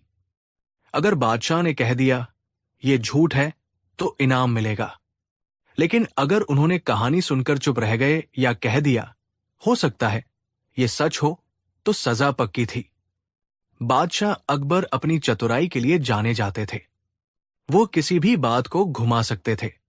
सबसे पहले एक अमीर व्यापारी आगे आया। उसने सोचा कि वो अपनी दौलत की ऐसी कहानी सुनाएगा जिस पर कोई यकीन नहीं कर सकता। जहां पनाह, उसने सिर झुकाकर कहा, मैं जब छोटा था तो मेरे पिता के पास सोने के जहाज हुआ करते थे जो चांदी के समंदर में तैरते थे और हीरों का व्यापार करते थे। अकबर ने यह सुनकर एक गहरी सोच में डूबने का नाटक किया। फिर बोले, दुनिया बहुत बड़ी है और कुदरत के करिश्मे भी निराले हैं। क्या पता तुम्हारे पिता इतने अमीर रहे हों। हम इसकी जांच करवाएंगे। तब तक तुम हमारे मेहमान हो। व्यापारी का चेहरा पीला पड़ गया। बादशाह ने उसकी बात को झूठ नहीं कहा था। उसे फौरन पकड़ लिया गया। इसके बाद एक शायर आगे बढ़ा। उसने सोचा कि वो अपनी कल्पना की उड़ान से बादशाह को हरा देगा। आलम पनाह, गुस्ताखी माफ हो। शायर ने अपनी सुरीली आवाज में कहा, कल रात मैं अपने मोर पर बैठकर चांद की सैर करने गया था। वहां परियों ने मेरा स्वागत किया और मैंने उनके साथ अमृत पिया। अकबर मुस्कुराए। वाह, क्या खूब कल्पना है। शायर का काम ही कल्पना की दुनिया को सच की तरह दिखाना है। तुम्हारी शायरी में ये सच हो सकता है। हमें तुम्हारी कल्पना पसंद आई। शायर का भी वही हश्र हुआ। बादशाह ने उसकी बात को भी झूठ मानने से इनकार कर दिया। अब दरबारियों को समझ आ गया था कि ये खेल इतना आसान नहीं है। एक एक करके कई लोगों ने कोशिश की। किसी ने कहा कि उसने सूरज को अपनी मुट्ठी में पकड़ लिया था, तो किसी ने दावा किया कि उसने अपनी आवाज से पहाड़ को हिला दिया था। लेकिन हर बार बादशाह अकबर कोई न कोई तर्क देकर या बात को घुमाकर ये साबित कर देते कि कुछ भी संभव हो सकता है और उनकी बात को झूठ कहने से बच जाते। कई दिन बीत गए। 1000 सोने की मोहरें वैसी की वैसी रखी रहीं और कई दरबारी कोड़ों की सजा भुगत चुके थे। दरबार में अब कोई भी आगे आने की हिम्मत नहीं कर रहा था। बादशाह के चेहरे पर एक विजयी मुस्कान थी। उन्हें लग रहा था कि उनकी बुद्धि को कोई चुनौती नहीं दे सकता। उनकी नजर बीरबल पर पड़ी, जो इतने दिनों से चुपचाप ये सारा तमाशा देख रहे थे। क्यों बीरबल? अकबर ने ताना मारते हुए कहा। क्या तुम्हारी अक्ल के घोड़े दौड़ना बंद हो गए हैं, या तुम्हें भी कोड़ों का डर सता रहा है? हम तो समझते थे कि दुनिया में ऐसा कोई काम नहीं जो तुम नहीं कर सकते। दरबारियों के कान खड़े हो गए। अब मजा आएगा। मुल्ला दो प्याजा, जो बीरबल से हमेशा जलते थे, मन ही मन खुश हो रहे थे। उन्हें यकीन था कि आज बीरबल जरूर फंसेंगे। बीरबल अपनी जगह से उठे, अदब से सिर झुकाया और बोले, जहांपनाह, आपने बिल्कुल सही फरमाया। दुनिया में हर समस्या का कोई न कोई हल जरूर होता है। अगर आप हुक्म दे तो मैं भी अपनी किस्मत आजमाना चाहूंगा। अकबर की आंखों में चमक आ गई। इजाजत है, सारा दरबार तुम्हारी चतुराई देखना चाहता है। बीरबल ने कहा, आलमपना, मेरी कहानी थोड़ी लंबी और उलझी हुई है। उसे साबित करने के लिए मुझे कुछ चीजों की जरूरत पड़ेगी। मांगो जो मांगना है, अकबर ने कहा। मुझे शाही खजांची, एक बही खाता, कल मदवात और एक खाली थैला चाहिए होगा। बीरबल ने शांति से कहा। अकबर हैरान थे, लेकिन उन्होंने बीरबल की मांग पूरी करने का हुक्म दिया। खजांची को फौरन बुलाया गया। बीरबल ने उससे बही खाता और कलम ले ली और खाली थैला अपने हाथ में पकड़ लिया। अब सारा दरबार सांस रोककर देख रहा था। बीरबल ने कोई कहानी सुनाने के बजाय सीधे बादशाह अकबर के सिंहासन के पास जाकर खड़े हो गए। उनके चेहरे पर गंभीरता थी और आंखों में एक अजीब सी पीड़ा का भाव था। जहांपनाह, बीरबल ने दुखी आवाज में कहना शुरू किया, यह बात बहुत पुरानी है और मुझे इसे आपके सामने कहते हुए बहुत दुख हो रहा है, लेकिन अब पानी सिर से ऊपर जा चुका है। अकबर कुछ समझ नहीं पाए। कैसी बात बीरबल? साफ साफ कहो। बीरबल ने बही खाते को खोला और कहा, आलमपनाह, बात उस समय की है जब आपके वालिद साहब शहंशाह हुमायूं इस सल्तनत पर हुकूमत करते थे। उस समय मेरे दादाजी उनके बहुत करीबी हुआ करते थे। एक बार सल्तनत पर बहुत बड़ी आर्थिक मुसीबत आई थी। शाही खजाना लगभग खाली हो चुका था। दरबार में कानाफूसी शुरू हो गई। ये कैसी कहानी थी? बीरबल ने अपनी बात जारी रखी। उस मुश्किल घड़ी में मेरे दादाजी ने शहंशाह हुमायूं की मदद की थी। उन्होंने अपनी सारी जमा पूंजी, यानी पूरे 1 लाख सोने की मोहरें, शाही खजाने में उधार दी थी ताकि सल्तनत को बचाया जा सके। ये सुनते ही अकबर चौंक गए। क्या? 1 लाख सोने की मोहरें? ये तो बहुत बड़ी रकम है। हमें तो इस बारे में कभी किसी ने नहीं बताया। बीरबल ने दुख जताते हुए कहा, जहांपनाह, मेरे दादाजी बहुत स्वाभिमानी थे। उन्होंने कभी इस कर्ज का जिक्र नहीं किया। उन्होंने सोचा कि जब सल्तनत के हालात सुधरेंगे तो पैसा खुद ब खुद वापस आ जाएगा। लेकिन किस्मत को कुछ और ही मंजूर था। शहंशाह हुमायूं का इंतकाल हो गया और ये कर्ज ही रह गया। बीरबल ने एक गहरी सांस ली और अपनी आवाज को और भारी करते हुए कहा, आपके वालिद साहब ने एक वचन पत्र भी लिखवाया था जिसमें यह साफ साफ लिखा था कि अगर वो ये कर्ज नहीं चुका पाए तो उनके बाद आने वाले शहंशाह यानी आप इस कर्ज को चुकाने के जिम्मेदार होंगे। आज मेरे परिवार पर बहुत बड़ी मुसीबत आ पड़ी है और मुझे मजबूर होकर आपके सामने हाथ फैलाना पड़ रहा है। मैं यहां अपना वही पुराना कर्ज, 1 लाख सोने की मोहरें, वापस लेने आया हूं। यह कहकर बीरबल ने वो खाली थैला बादशाह अकबर के सामने कर दिया और बोले, कृपया शाही खजांची को हुक्म दीजिए कि वो मेरे दादाजी का कर्ज चुका दें ताकि मैं अपने परिवार को इस मुसीबत से निकाल सकूं। अब दरबार में जो सन्नाटा था वो किसी तूफान के आने से पहले की शांति जैसा था। सारे दरबारी, मुल्ला दो प्याजा और खुद बादशाह अकबर, सबके सब हक्के बक्के रह गए थे। अकबर का दिमाग घूम गया था। वो बीरबल के बुने हुए जाल में बुरी तरह फंस चुके थे। उन्होंने अपने जीवन में ऐसी स्थिति का सामना कभी नहीं किया था। अगर वो कहते, हाँ बीरबल, तुम्हारी बात सच है, तो उन्हें शाही खजाने से 1 लाख सोने की मोहरें बीरबल को देनी पड़ती। ये एक ऐसा कर्ज था जिसका कोई सबूत नहीं था, और ऐसा करना सल्तनत के साथ अन्याय होता। शाही खजाने पर इतना बड़ा बोझ डालना बेवकूफी होती। और अगर वो कहते ये सरासर झूठ है, मेरे वालिद ने कोई कर्ज नहीं लिया था और तुम ये झूठी कहानी बना रहे हो, तो बीरबल अपनी शर्त जीत जाते। बादशाह को अपनी ही शर्त के मुताबिक ये कहना पड़ता कि बीरबल की कहानी एक झूठ है, और ऐसा कहते ही उन्हें बीरबल को इनाम की 1000 सोने की मोहरें देनी पड़ती। अकबर सिंहासन पर बैठे बैठे छटपटाने लगे। उन्हें पसीना आ रहा था। उन्होंने बीरबल की तरफ देखा। बीरबल के चेहरे पर वही मासूमियत और दुख का भाव था, लेकिन उनकी आंखों में एक शरारती चमक थी जिसे अकबर अच्छी तरह पहचानते थे। दरबारी एक दूसरे को देख रहे थे। उन्हें समझ आ गया था कि बीरबल ने क्या कमाल का जाल बिछाया है। ये कोई साधारण कहानी नहीं थी, ये एक तार्किक पहेली थी, एक ऐसा चक्रव्यूह था जिससे बाहर निकलने का कोई रास्ता नहीं था। अकबर कुछ देर तक चुप रहे। उनका दिमाग तेजी से काम कर रहा था। वो सोच रहे थे, क्या कोई तीसरा रास्ता है? लेकिन कोई रास्ता नहीं था। बीरबल ने उन्हें हर तरफ से घेर लिया था। अंत में अकबर के चेहरे पर गुस्सा, हैरानी और फिर प्रशंसा के भाव एक साथ आए। वो अपनी हंसी रोक नहीं पाए और जोर जोर से हंसने लगे। उनका ठहाका पूरे दीवाने खास में गूंज उठा।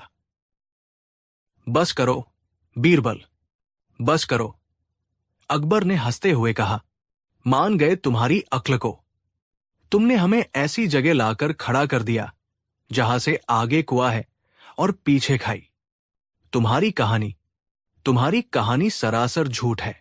मेरे वालिद साहब ने तुमसे कोई कर्ज नहीं लिया था और तुम दुनिया के सबसे बड़े झूठे हो।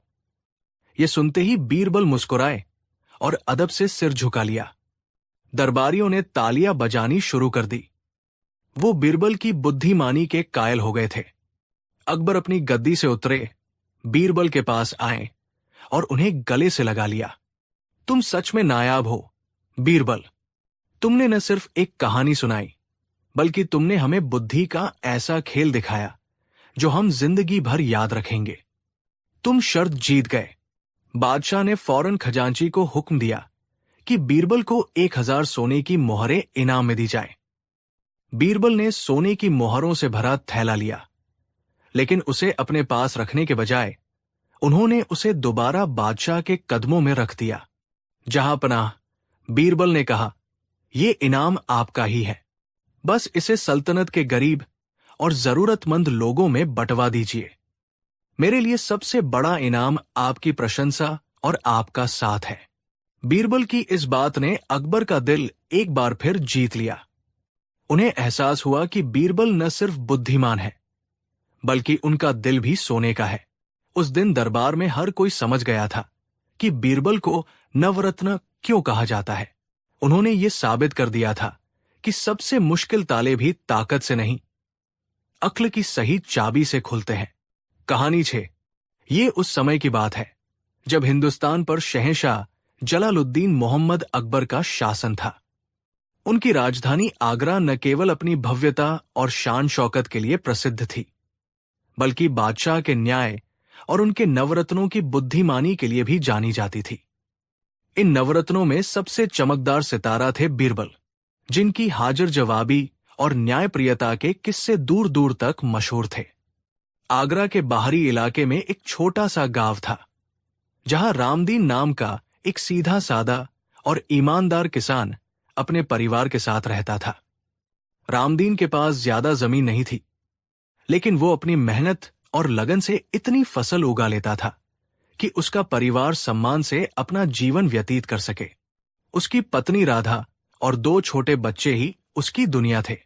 उस साल मौसम ने किसानों का साथ नहीं दिया। मानसून बहुत देर से आया, और जब आया तो इतना बरसा कि आधी फसल पानी में डूब गई। बची खुची फसल पर टिड्डियों के दल ने हमला कर दिया। रामदीन जैसे छोटे किसानों के लिए ये किसी आपदा से कम नहीं था। घर में खाने के लाले पड़ गए थे। भविष्य अंधकार में दिख रहा था। एक दिन जब रामदीन की बेटी बीमार पड़ी, तो उसके पास वैद्य को देने के लिए भी पैसे नहीं थे। उसकी पत्नी राधा ने अपने संदूक में रखे आखिरी कीमती सामान यानी एक बोरी बेहतरीन बासमती चावल की ओर इशारा किया। ये चावल रामदीन ने अगली फसल के बीज और किसी विशेष अवसर के लिए बचाकर रखा था। इसकी सुगंध पूरे गांव में प्रसिद्ध थी। राधा ने आंखों में आंसू लिए कहा, स्वामी, अब यही हमारा आखिरी सहारा है। इसे बेचकर बेटी का इलाज करवाइए और घर के लिए कुछ अनाज ले आइए। रामदीन का दिल बैठ गया। उसने बड़ी उम्मीदों से ये चावल सहेजा था, लेकिन बेटी की जान से बढ़कर कुछ नहीं था। उसने फैसला किया कि वो इसे शहर के सबसे बड़े और अमीर व्यापारी सेठ धन्नोमल के पास ले जाएगा। सेठ धन्नोमल की अनाज की सबसे बड़ी आड़त थी और वो अच्छी चीज की अच्छी कीमत देता था, लेकिन साथ ही वो अपने लालच और मक्कारी के लिए भी पूरे शहर में कुख्यात था। गरीबों को सताना और उनकी मजबूरी का फायदा उठाना उसकी आदत थी। अगली सुबह रामदीन चावल की भारी बोरी अपनी पीठ पर लादकर कई मील पैदल चलकर आगरा के मुख्य बाजार पहुंचा। सेठ धन्नोमल की दुकान बाजार के बीचों बीच थी और वहां हमेशा भीड़ लगी रहती थी। रामदीन सहमते सहमते दुकान के अंदर गया। सेठ धन्नोमल एक मखमली गद्दे पर बैठा अपने मुनीम को निर्देश दे रहा था। उसकी तोंद बाहर निकली हुई थी और उंगलियों में सोने की मोटी मोटी अंगूठियां चमक रही थी। उसने रामदीन को सिर से पांव तक देखा और घृणा से मुंह बनाया। क्या चाहिए रे कंगले, सुबह सुबह मेरी दुकान का माहौल खराब करने चला आया। रामदीन ने हिम्मत जुटाकर कहा, सेठ जी, मैं गांव से आया हूं। मेरे पास एक बोरी खास बासमती चावल है। घर में बहुत जरूरत आन पड़ी है, इसलिए बेचने आया हूं। सेठ ने अपने नौकर को बोरी का मुंह खोलने का इशारा किया। जैसे ही बोरी खुली, चावल की मनमोहक सुगंध पूरे दुकान में फैल गई। सेठ की आंखों में लालच की चमक आ गई। वो समझ गया कि ये कोई मामूली चावल नहीं है। इसे शाही रसोई में बेचकर वो 10 गुना मुनाफा कमा सकता था। उसने चावल का एक दाना उठाया, उसे मसला और अपनी मक्कार मुस्कान के साथ बोला, चावल तो ठीक ठाक है, पर बाजार अभी मंदा चल रहा है। खैर, तेरी जरूरत देखकर मैं इसे खरीद लेता हूं। बोल, क्या कीमत लेगा? रामदीन ने हाथ जोड़कर कहा, सेठ जी, आप ही मालिक हैं। जो उचित लगे दे दीजिए। बस इतना दे दीजिए कि मेरी बेटी का इलाज हो जाए और कुछ महीने का राशन आ जाए। सेठ धन्नोमल के शैतानी दिमाग में एक योजना ने जन्म लिया। उसने सोचा, ये गवार तो बिल्कुल सीधा है, क्यों न इसे बेवकूफ बनाया जाए। उसने बहुत हमदर्दी जताते हुए कहा, अरे रामदीन, मैं तेरा दुख समझता हूं। देख, अभी मेरे पास नकदी की थोड़ी कमी है। तू एक काम कर, ये चावल की बोरी मेरे गोदाम में अमानत के तौर पर रखवा दे। मैं तुझे एक पर्ची दे देता हूं।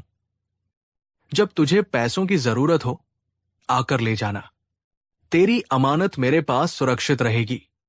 मैं धन्नोमल हूं, मेरी जुबान ही मेरी पहचान है। रामदीन सेठ की चिकनी चुपड़ी बातों में आ गया। उसे लगा कि इतना बड़ा सेठ उससे धोखा कैसे कर सकता है। उसने हामी भर दी। सेठ ने एक नौकर को बुलाकर बोरी गोदाम में रखवा दी और एक कागज के टुकड़े पर कुछ लिखकर रामदीन को थमा दिया। रामदीन पढ़ना लिखना नहीं जानता था। उसने भरोसे के साथ वो पर्ची अपनी धोती में बांध ली और खाली हाथ, लेकिन एक झूठी उम्मीद के साथ गांव लौट आया। कुछ हफ्ते बीत गए। रामदीन ने गांव के वैद्य से उधार पर बेटी का इलाज करवाया। अब घर में खाने का एक दाना भी नहीं बचा था। उसे सेठ धन्नोमल का वादा याद आया। वो सुबह सुबह आगरा के लिए निकल पड़ा। जब वो सेठ की दुकान पर पहुंचा तो सेठ उसे देखकर ऐसे अनजान बना जैसे उसे पहचानता ही न हो। कौन है तू और यहां क्या कर रहा है? सेठ ने कड़क आवाज में पूछा। रामदीन घबरा गया। उसने कांपते हुए कहा, मालिक, मैं रामदीन कुछ हफ्ते पहले अपनी चावल की बोरी आपके पास अमानत रख गया था। आपने कहा था कि जरूरत पड़ने पर पैसे ले जाना। सेठ धन्नोमल जोर जोर से हंसने लगा। चावल की बोरी? कौन सी बोरी? मैं तो तुझे पहली बार देख रहा हूं। भाग यहां से, नहीं तो पहरेदारों को बुलाकर पिटवाऊंगा। रामदीन के पैरों तले जमीन खिसक गई। उसने जल्दी से अपनी धोती में बंधी पर्ची निकाली और सेठ के सामने कर दी। सेठ जी, ये देखिए, आपने ही तो ये पर्ची दी थी। सेठ ने पर्ची को उसके हाथ से झपट लिया, उसे देखा और फाड़कर फेंक दिया। अरे मूर्ख, इस पर तो मेरे कर्ज का हिसाब लिखा था जो तूने चुका दिया है। अब कोई सबूत है तेरे पास? चल निकल यहां से, चोर कहीं का। मुझ पर ही इल्जाम लगाता है। रामदीन की दुनिया उजड़ गई। उसकी आखिरी उम्मीद भी टूट चुकी थी। वो रोता बिलखता दुकान से बाहर निकला। उसने लोगों से मदद की गुहार लगाई, लेकिन सेठ धन्नोमल के खिलाफ बोलने की हिम्मत किसी में नहीं थी। वो न्याय के लिए शहर के कोतवाल के पास गया, लेकिन कोतवाल भी सेठ से हर महीने रिश्वत लेता था। उसने रामदीन को ही डांटट पटकर भगा दिया। हर तरफ से निराश होकर रामदीन एक पेड़ के नीचे बैठकर फूट फूट कर रोने लगा। तभी एक बूढ़े आदमी ने उसके कंधे पर हाथ रखा और कहा, बेटा, अगर इस शहर में कहीं सच्चा न्याय मिलता है तो वो बादशाह अकबर के दरबार में मिलता है। तुम अपनी फरियाद लेकर बीरबल के पास जाओ। केवल वही तुम्हारी मदद कर सकते हैं। एक नई आशा की किरण के साथ रामदीन ने शाही दरबार की ओर कदम बढ़ा दिए। अगले दिन शाही दरबार लगा हुआ था। शहंशाह अकबर अपने भव्य सिंहासन पर विराजमान थे और उनके नवरत्न अपने अपने स्थान पर बैठे थे। दरबार की कार्यवाही चल रही थी। तभी एक पहरेदार ने आकर सूचना दी कि एक गरीब किसान बादशाह से न्याय की गुहार लगाना चाहता है। अकबर की अनुमति से रामदीन को अंदर लाया गया। उसके फटे पुराने कपड़े और चेहरे पर निराशा देखकर अकबर का हृदय पसीज गया। कहो किसान, क्या कष्ट है तुम्हें?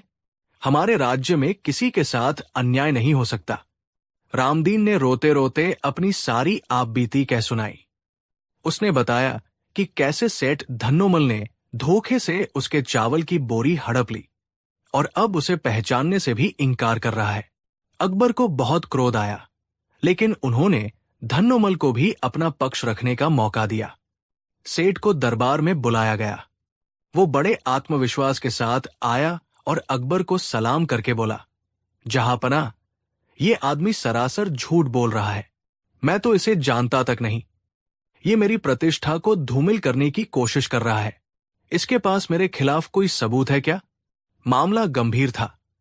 एक तरफ एक गरीब बेबस किसान की जुबानी गवाही थी और दूसरी तरफ एक अमीर प्रतिष्ठित व्यापारी का इंकार। कोई गवाह नहीं, कोई सबूत नहीं। अकबर भी दुविधा में पड़ गए। न्याय कैसे किया जाए? उन्होंने अपने सबसे बुद्धिमान मंत्री बीरबल की ओर देखा। बीरबल, इस मामले में तुम्हारी बुद्धिमानी की जरूरत है। सच और झूठ का फैसला कैसे हो? बीरबल अपनी जगह से उठे, अकबर को सलाम किया और फिर रामदीन और धन्नोमल को ध्यान से देखा। रामदीन की आंखों में सच्चाई की पीड़ा थी, जबकि धन्नोमल की आंखों में धूर्तता और अहंकार। बीरबल समझ गए कि किसान सच बोल रहा है, लेकिन इसे साबित करना एक चुनौती थी। बीरबल ने शांत भाव से कहा, जहांपनाह, सत्य की परीक्षा के लिए धैर्य की आवश्यकता होती है। मुझे एक दिन का समय दीजिए। कल इसी समय मैं दूध का दूध और पानी का पानी कर दूंगा। अकबर ने अनुमति दे दी। रामदीन और धन्नोमल को अगले दिन फिर से दरबार में हाजिर होने का हुक्म दिया गया। धन्नोमल मन ही मन हंस रहा था। उसे यकीन था कि बीरबल भी उसका कुछ नहीं बिगाड़ सकते। उस रात बीरबल ने गहरी सोच विचार के बाद एक अनोखी योजना बनाई। ये योजना किसी सबूत या गवाह पर नहीं, बल्कि इंसान के मनोविज्ञान, उसके डर और अपराध बोध पर आधारित थी। अगले दिन दरबार खचाखच भरा हुआ था। हर कोई ये देखने के लिए उत्सुक था कि बीरबल इस उलझी हुई गुत्थी को कैसे सुलझाते हैं। रामदीन और धन्नोमल भी कटघरे में खड़े थे। बीरबल ने 2 छोटी, एक जैसी कपड़े की थैलियां मंगवाई। फिर उन्होंने एक मुट्ठी चावल लिए और दोनों थैलियों में बराबर बराबर चावल के दाने डाल दिए। उन्होंने पूरे दरबार को संबोधित करते हुए कहा, आज न्याय इंसान नहीं, बल्कि ये चावल के दाने करेंगे। ये कोई साधारण चावल नहीं है, बल्कि इन्हें मैंने एक विशेष मंत्र से अभिमंत्रित किया है। इन चावलों में सच और झूठ को पहचानने की दिव्य शक्ति है। दरबार में कानाफूसी शुरू हो गई। लोग हैरान थे कि चावल के दाने कैसे न्याय कर सकते हैं। सेठ धन्नोमल के चेहरे पर भी चिंता की लकीरें उभर आई, लेकिन उसने खुद को संभाले रखा। बीरबल ने आगे कहा, मैं ये दोनों थैलियां इन दोनों को दूंगा। इन्हें आज रात अपने पास सुरक्षित रखना है। जो सच्चा होगा उसके चावल सुबह तक वैसे के वैसे ही रहेंगे, लेकिन जो झूठा होगा उसके अपराध के ताप से उसकी थैली के चावल रात भर में कुछ इंच लंबे हो जाएंगे। कल सुबह जब ये दोनों अपनी अपनी थैलियां लेकर आएंगे तो चावल की लंबाई खुद ब खुद अपराधी का चेहरा बेनकाब कर देगी। ये कहकर बीरबल ने एक थैली रामदीन को और दूसरी धन्नोमल को दे दी। उन्होंने दोनों को सख्त हिदायत दी कि वे थैलियों को खोलकर न देखें। रामदीन ने थैली ले ली। उसका मन शांत था, क्योंकि वो जानता था कि वो सच बोल रहा है। उसे पूरा विश्वास था कि उसके चावल नहीं बढ़ेंगे। वो थैली लेकर अपने गांव चला गया और उसे पूजा घर में रखकर सो गया। लेकिन सेठ धन्नोमल की हालत खराब हो गई। जैसे ही वो अपने महलनुमा घर पहुंचा, उसके मन में उथल पुथल मच गई। उसे बीरबल की बात पर यकीन तो नहीं हो रहा था, लेकिन उसके मन में चोर बैठा था। अगर बीरबल सच कह रहा है तो? अगर ये चावल सच में जादुई हुए और रात भर में लंबे हो गए तो कल दरबार में मेरी इज्जत मिट्टी में मिल जाएगी। जहां पनाह मुझे कड़ी सजा देंगे। डर के मारे उसे पसीना आने लगा। उसने सोचा, मैं झूठा हूं तो मेरे चावल जरूर लंबे हो जाएंगे। मुझे कुछ करना होगा। काफी सोचने के बाद उसे एक उपाय सूझा। क्यों न मैं इन चावलों को पहले ही थोड़ा छोटा कर दूं? अगर ये रात में कुछ इंच बध भी गए तो सुबह तक वापस अपनी असली लंबाई में आ जाएंगे और किसी को कुछ पता नहीं चलेगा। आधी रात को जब सब सो गए तो धन्नोमल चुपके से अपने कमरे में गया। उसने कांपते हाथों से थैली खोली और उसमें से चावल निकाले। फिर उसने हर चावल के दाने को एक छोटे से पत्थर से रगड़कर बहुत सावधानी से थोड़ा थोड़ा छोटा कर दिया। उसे लगा कि उसने बीरबल को भी मात दे दी है। वो छोटा किया हुआ चावल वापस थैली में डालकर चैन की सांस लेकर सो गया। अगली सुबह दरबार फिर से लगा। सबकी निगाहें रामदीन और धन्नोमल पर टिकी थी। बीरबल ने दोनों को अपनी अपनी थैलियां लेकर आगे आने को कहा। पहले रामदीन आगे आया और अपनी थैली बीरबल को दे दी। बीरबल ने थैली खोली, चावल को एक थाली में फैलाया और ध्यान से देखा। चावल के दाने वैसे के वैसे ही थे। फिर बीरबल ने धन्नोमल को बुलाया।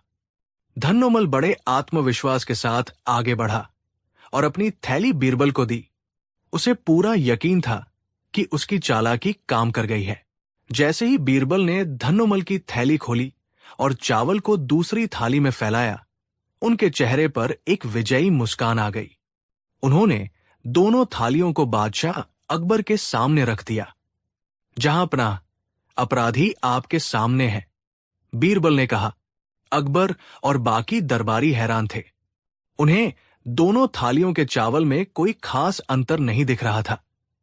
अकबर ने पूछा, बीरबल, साफ साफ बताओ, हम तो कोई अंतर नहीं देख पा रहे।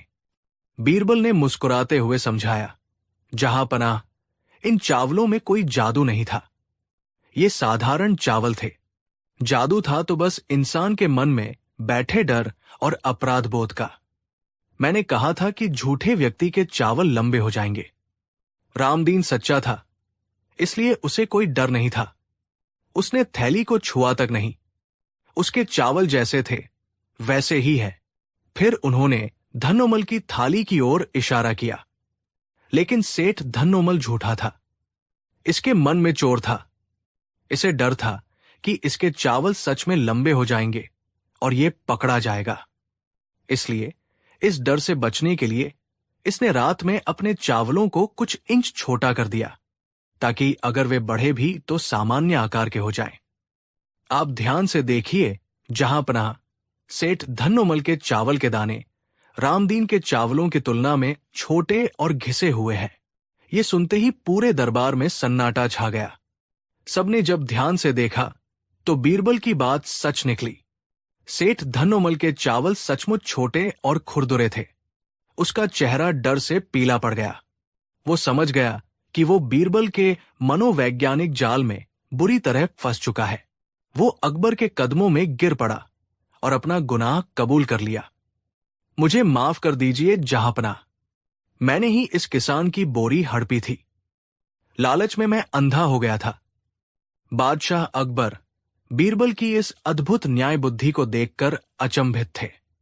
उन्होंने बीरबल की पीठ थपथपाई और कहा, वाह बीरबल, तुमने एक बार फिर साबित कर दिया कि बुद्धि की तलवार किसी भी भौतिक शस्त्र से ज्यादा पैनी होती है। अकबर ने आदेश दिया कि सेठ धन्नोमल रामदीन को उसके चावल की बोरी के बदले 10 बोरी बेहतरीन बासमती चावल और जुर्माने के तौर पर 1000 सोने की मोहरें देगा। साथ ही उसे 1 महीने के लिए कारागार में डाल दिया गया, ताकि उसे गरीबों को सताने का सबक मिल सके। रामदीन को जब न्याय मिला तो उसकी आंखों से खुशी के आंसू बह निकले। उसने बीरबल और बादशाह अकबर का लाख लाख शुक्रिया अदा किया। वो खुशी खुशी अपना इनाम लेकर अपने गांव लौट गया। ये कहानी दूर दूर तक फैल गई और लोगों का बीरबल के न्याय और अकबर के शासन पर विश्वास और भी मजबूत हो गया। ये किस्सा इस बात का प्रतीक बन गया कि चाहे अपराधी कितना भी चालाक क्यों न हो, सत्य और बुद्धि के सामने उसे एक दिन घुटने टेकने ही पड़ते हैं। एक मुट्ठी चावल ने वो कर दिखाया था जो बड़ी बड़ी दलीलें और सबूत नहीं कर पाए थे। कहानी 7। ये उस समय की बात है जब मुगलिया सल्तनत की राजधानी आगरा अपनी पूरी शानो शौकत पर थी और शहंशाह अकबर का न्याय पूरे हिंदुस्तान में मशहूर था। लेकिन सल्तनत की चकाचौंध से दूर आगरा के पास बसे एक छोटे से गांव रामपुर की कहानी कुछ और ही थी। गांव की मिट्टी सूखी और फटी हुई थी, जैसे किसी ने धरती का सीना चीर दिया हो। पिछले 2 सालों से मानसून ने गांव से मुंह मोड़ लिया था। खेत बंजर थे, कुएं सूख चुके थे और लोगों के चेहरों पर उम्मीद की जगह चिंता की लकीरें गहरी हो गई थी। इसी गांव में एक सीधा सादा और मेहनती किसान रहता था, जिसका नाम था हरिया। हरिया के पास जमीन का एक छोटा सा टुकड़ा था, जो उसके पुरखों की निशानी थी। वो उस जमीन को अपनी मां की तरह पूजता था। दिन रात मेहनत करके वो अपने परिवार का पेट पालता था, जिसमें उसकी बीमार पत्नी शांति और 2 छोटे बच्चे गोपाल और राधा थे। लेकिन इस सूखे ने उसकी कमर तोड़ दी थी। घर में अनाज का एक दाना भी नहीं बचा था। बच्चे भूख से बिलखते और पत्नी दवा के बिना बिस्तर पर पड़ी रहती। हरिया हर रोज सुबह उम्मीद भरी आंखों से आसमान को ताकता, शायद कोई काला बादल दिख जाए। लेकिन उसे सिवाय तपते सूरज और नीले आसमान के कुछ नजर नहीं आता। एक रात जब उसकी बेटी राधा भूख के मारे सो नहीं पा रही थी, तो हरिया का दिल टूट गया। उसने फैसला किया कि अब वो हाथ पर हाथ धरे नहीं बैठेगा। गांव में एक ही व्यक्ति था जिसके पास इस मुश्किल घड़ी में पैसा हो सकता था, गांव का सबसे अमीर और उतना ही बदनाम साहूकार सेठ लच्छीराम। लच्छीराम का नाम ही लोगों के दिलों में खौफ पैदा कर देता था। वो मकड़ी की तरह था जो जरूरत के जाल में फंसे लोगों का खून चूसता था। उसके बही खाते कर्ज की कहानियों से नहीं, बल्कि बर्बाद हुए परिवारों की आहों से लिखे गए थे। अगली सुबह भारी मन से हरिया सेठ लच्छीराम की आलीशान हवेली के दरवाजे पर पहुंचा। हवेली गांव के बाकी कच्चे घरों के बीच अपनी अमीरी का मजाक उड़ाती हुई खड़ी थी। हरिया ने डरते डरते दरवाजा खटखटाया। एक नौकर ने उसे घृणा से देखा और अंदर ले गया। अंदर लच्छीराम मखमल के गद्दे पर बैठा हुक्का गुड़गुड़ा रहा था। उसके चेहरे पर लालच और क्रूरता साफ झलक रही थी। क्या है रे हरिया, सुबह सुबह मेरी हवेली को अपवित्र करने क्यों चलाया? लच्छीराम ने धुएं का छल्ला छोड़ते हुए पूछा। हरिया ने हाथ जोड़कर कांपती आवाज में कहा, सेठ जी, मुझ पर रहम करो। घर में बच्चे भूखे हैं, पत्नी बीमार है, 2 साल से फसल नहीं हुई। मुझे बस 50 चांदी के सिक्कों का कर्ज दे दीजिए। जैसे ही बारिश होगी और फसल आएगी, मैं आपका एक एक पैसा सूद समेत लौटा दूंगा। लच्छीराम की आंखों में एक शैतानी चमक उभरी। उसे एक और शिकार मिल गया था। उसने झूठी हमदर्दी दिखाते हुए कहा, अरे हरिया, तू तो मेरा अपना आदमी है। तेरी मदद नहीं करूंगा तो किसकी करूंगा? 50 क्या, तू 100 सिक्के ले जा। बस एक छोटी सी शर्त है। हरिया की आंखों में उम्मीद की किरण जागी। आप जो कहेंगे मुझे मंजूर होगा सेठ जी। लच्छीराम ने एक दस्तावेज निकाला और कहा, मैं पढ़ा लिखा आदमी हूं, हर काम कायदे से करता हूं। इस पर लिखा है कि तुम मुझसे 100 चांदी के सिक्के ले रहे हो। जब तक तुम्हारी फसल नहीं होती, तुम हर महीने थोड़ा थोड़ा ब्याज देते रहोगे। और एक बात और। उसने एक पल रुककर हरिया के भोले चेहरे को देखा और अपनी सबसे कपटी चाल चली। इस पर यह भी लिखा है कि जब तक सूरज और चांद रहेंगे, तुम मेरा कर्ज चुकाते रहोगे। ये तो बस एक कहावत है। मतलब जब तक दुनिया कायम है, तुम्हारी ईमानदारी भी कायम रहनी चाहिए। समझे? हरिया अनपढ़ था। उसे अक्षरों का ज्ञान नहीं था। उसने सेठ की बात पर भरोसा कर लिया। जब तक सूरज चांद रहेंगे, ये तो बड़े बुजुर्ग आशीर्वाद देते समय कहते थे। उसने सोचा, सेठ जी बस उसकी ईमानदारी की कसम ले रहे हैं। उसने बिना सोचे समझे दस्तावेज पर अपना अंगूठा लगा दिया और 100 सिक्के लेकर खुशी खुशी घर लौट आया। उस पैसे से घर का चूल्हा जला, शांति की दवा आई और बच्चों के चेहरे पर मुस्कान लौटी। हरिया ने सेठ का मन ही मन धन्यवाद किया। कुछ हफ्तों बाद ईश्वर ने गांव वालों की सुन ली। आसमान में काले बादल घिराए और ऐसी मूसलाधार बारिश हुई कि सूखी धरती ने भी राहत की सांस ली। हरिया दोगुनी मेहनत से अपने खेत में जुट गया। उसने दिन को दिन नहीं समझा और रात को रात नहीं। उसकी मेहनत रंग लाई और खेतों में सोने जैसी फसल लहलहाने लगी। गांव में सालों बाद ऐसी अच्छी फसल हुई थी। फसल कटने के बाद हरिया ने अनाज का एक बड़ा हिस्सा बाजार में बेचा। उसके पास अब इतने पैसे थे कि वो लच्छीराम का कर्ज सूद समेत चुका सकता था और अगले साल के लिए बीज भी खरीद सकता था। वो बहुत खुश था। उसने 100 सिक्कों के बदले 120 सिक्के एक थैली में रखे और सीधा लच्छीराम की हवेली पहुंचा। सेठ जी, भगवान की कृपा से इस बार अच्छी फसल हुई है। ये लीजिए आपका कर्ज, 100 सिक्के मूल और 20 सिक्के सूद के। आपका बहुत बहुत धन्यवाद। हरिया ने थैली सेठ के आगे रख दी। लच्छीराम जोर जोर से हंसने लगा। उसकी हंसी किसी चुड़ैल की हंसी से कम नहीं थी। मूर्ख किसान, तुझे क्या लगा ये कर्ज इतनी आसानी से उतर जाएगा? हरिया घबरा गया। क्या मतलब सेठ जी? मैंने तो सूद समेत पैसे लौटा दिए हैं। लच्छीराम ने वो दस्तावेज निकाला और अपनी उंगली एक पंक्ति पर रखते हुए कहा, ये पढ़। इस पर क्या लिखा है? जब तक सूरज और चांद रहेंगे, तुम मेरा कर्ज चुकाते रहोगे। इसका मतलब है तुम अपनी पूरी जिंदगी और तुम्हारे बाद तुम्हारे बच्चे और उनके बाद उनके बच्चे हमेशा मेरा कर्ज चुकाते रहेंगे। ये कर्ज कभी खत्म नहीं होगा। ये सुनकर हरिया के पैरों तले जमीन खिसक गई। उसे समझ आ गया कि वो कितनी बुरी तरह ठगा गया है। वो गिड़गिड़ाया, सेठ जी, ये तो धोखा है। आपने तो कहा था कि ये बस एक कहावत है। मुझ गरीब पर रहम करो। रहम और मैंने आज तक किसी पर रहम नहीं किया। अब हर फसल का आधा हिस्सा चुपचाप मेरे हवाले कर देना, वरना मैं बादशाह के सिपाहियों को बुलाकर तुम्हारी जमीन और घर सब कुछ नीलाम करवा दूंगा। लच्छीराम ने धमकी दी। हरिया रोता बिलखता हुआ घर लौटा। उसकी सारी खुशियां एक पल में मातम में बदल गई। उसने गांव की पंचायत में गुहार लगाई, लेकिन पंचायत के मुखिया भी लच्छीराम से डरते थे।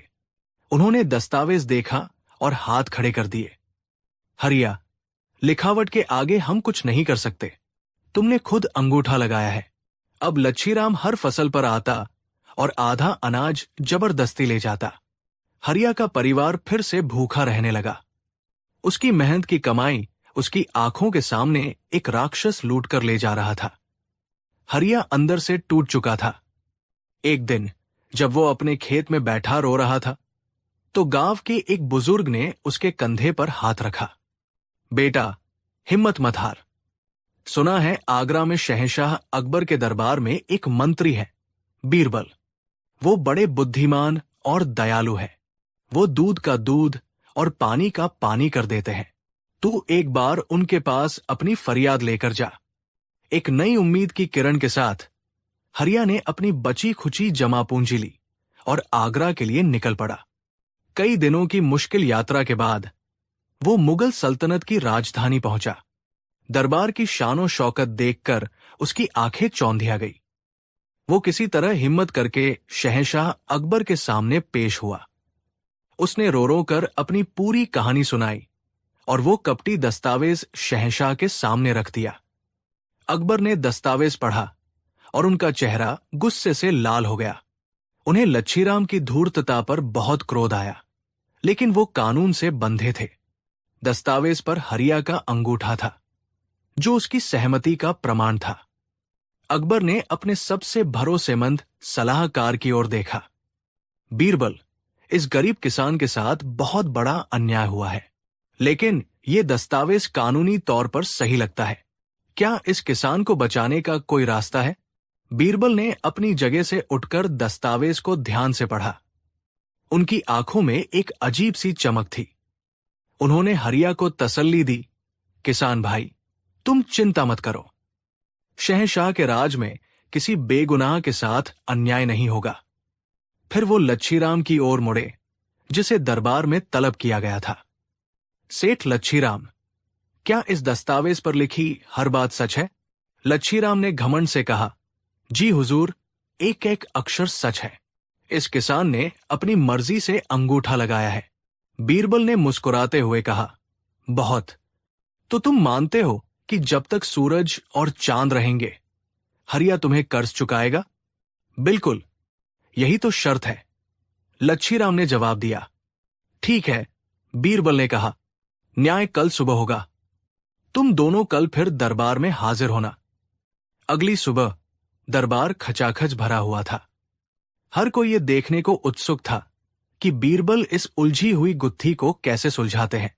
हरिया एक कोने में डरा समा खड़ा था, जबकि लच्छीराम अपनी जीत के ख्यालों में खोया हुआ था। बीरबल अपनी जगह से उठे और शहंशाह से कुछ कहने की इजाजत ली। फिर उन्होंने घोषणा की, सेठ लच्छीराम और हरिया, तुम दोनों मेरे साथ आओ। बीरबल उन दोनों को लेकर दरबार के पीछे बने एक तहखाने में गए। वो तहखाना पूरी तरह से अंधेरा था। उसमें एक भी खिड़की या रोशनदान नहीं था।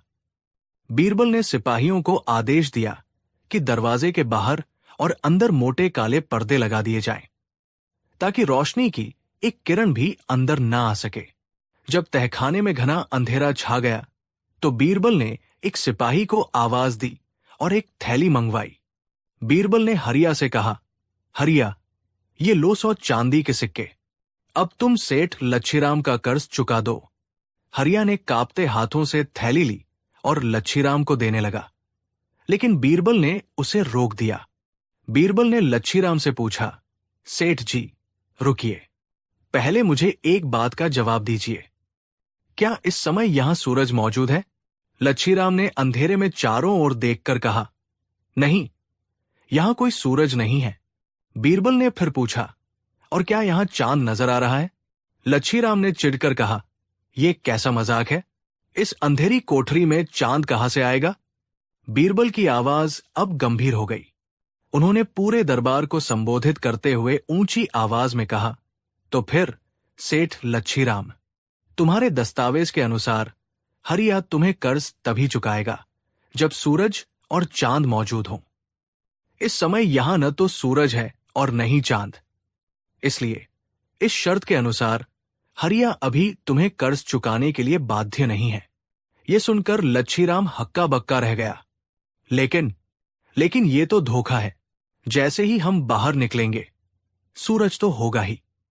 बीरबल मुस्कुराए। बिल्कुल, और जैसे ही तुम बाहर निकलोगे हरिया तुम्हें पैसे दे देगा। लेकिन शर्त यह भी है कि तुम पैसे तभी ले सकते हो जब सूरज और चांद दोनों एक साथ आसमान में हो। क्या तुम मुझे कोई ऐसा समय बता सकते हो जब सूरज और चांद दोनों एक साथ अपनी पूरी रोशनी के साथ आसमान में मौजूद रहते हैं? अब लच्छीराम की बोलती बंद हो गई। दिन में सूरज होता है तो चांद नहीं, रात में चांद होता है तो सूरज नहीं। कभी कभी दिन में चांद दिखता है, लेकिन वो सूरज की रोशनी के आगे फीका होता है। बीरबल ने उसकी ही शर्त को उसी के खिलाफ एक ऐसा हथियार बना दिया था जिससे बच निकलना नामुमकिन था। बीरबल ने अपनी बात पूरी की। सेठ लच्छीराम, तुम्हारी लालच भरी शर्त के अनुसार हरिया को अपना कर्ज चुकाने के लिए कयामत तक इंतजार करना पड़ेगा। जब शायद सूरज और चांद एक साथ निकले, तब तक वो इस कर्ज से पूरी तरह आजाद है। यह सुनकर पूरे दरबार में हंसी का फव्वारा छूट गया। शहंशाह अकबर भी अपनी हंसी नहीं रोक पाए। लच्छीराम का चेहरा शर्म और हार से पीला पड़ गया था। वो समझ गया कि बीरबल की बुद्धि के आगे उसकी चालाकी टिक नहीं सकती। वो बीरबल के पैरों में गिर पड़ा। मुझे माफ कर दीजिए हुजूर, मुझसे गलती हो गई। मैं इस किसान का सारा कर्ज माफ करता हूं और आज के बाद कभी किसी गरीब को नहीं सताऊंगा। शहंशाह अकबर ने आदेश दिया कि लच्छीराम से हरिया का लूटा हुआ सारा अनाज वापस करवाया जाए और उसे उसकी धूर्तता के लिए दंडित किया जाए। उन्होंने हरिया को उसकी ईमानदारी और मेहनत के लिए इनाम में सो सोने की मोहरें भी दी। हरिया की आंखों में खुशी के आंसू थे।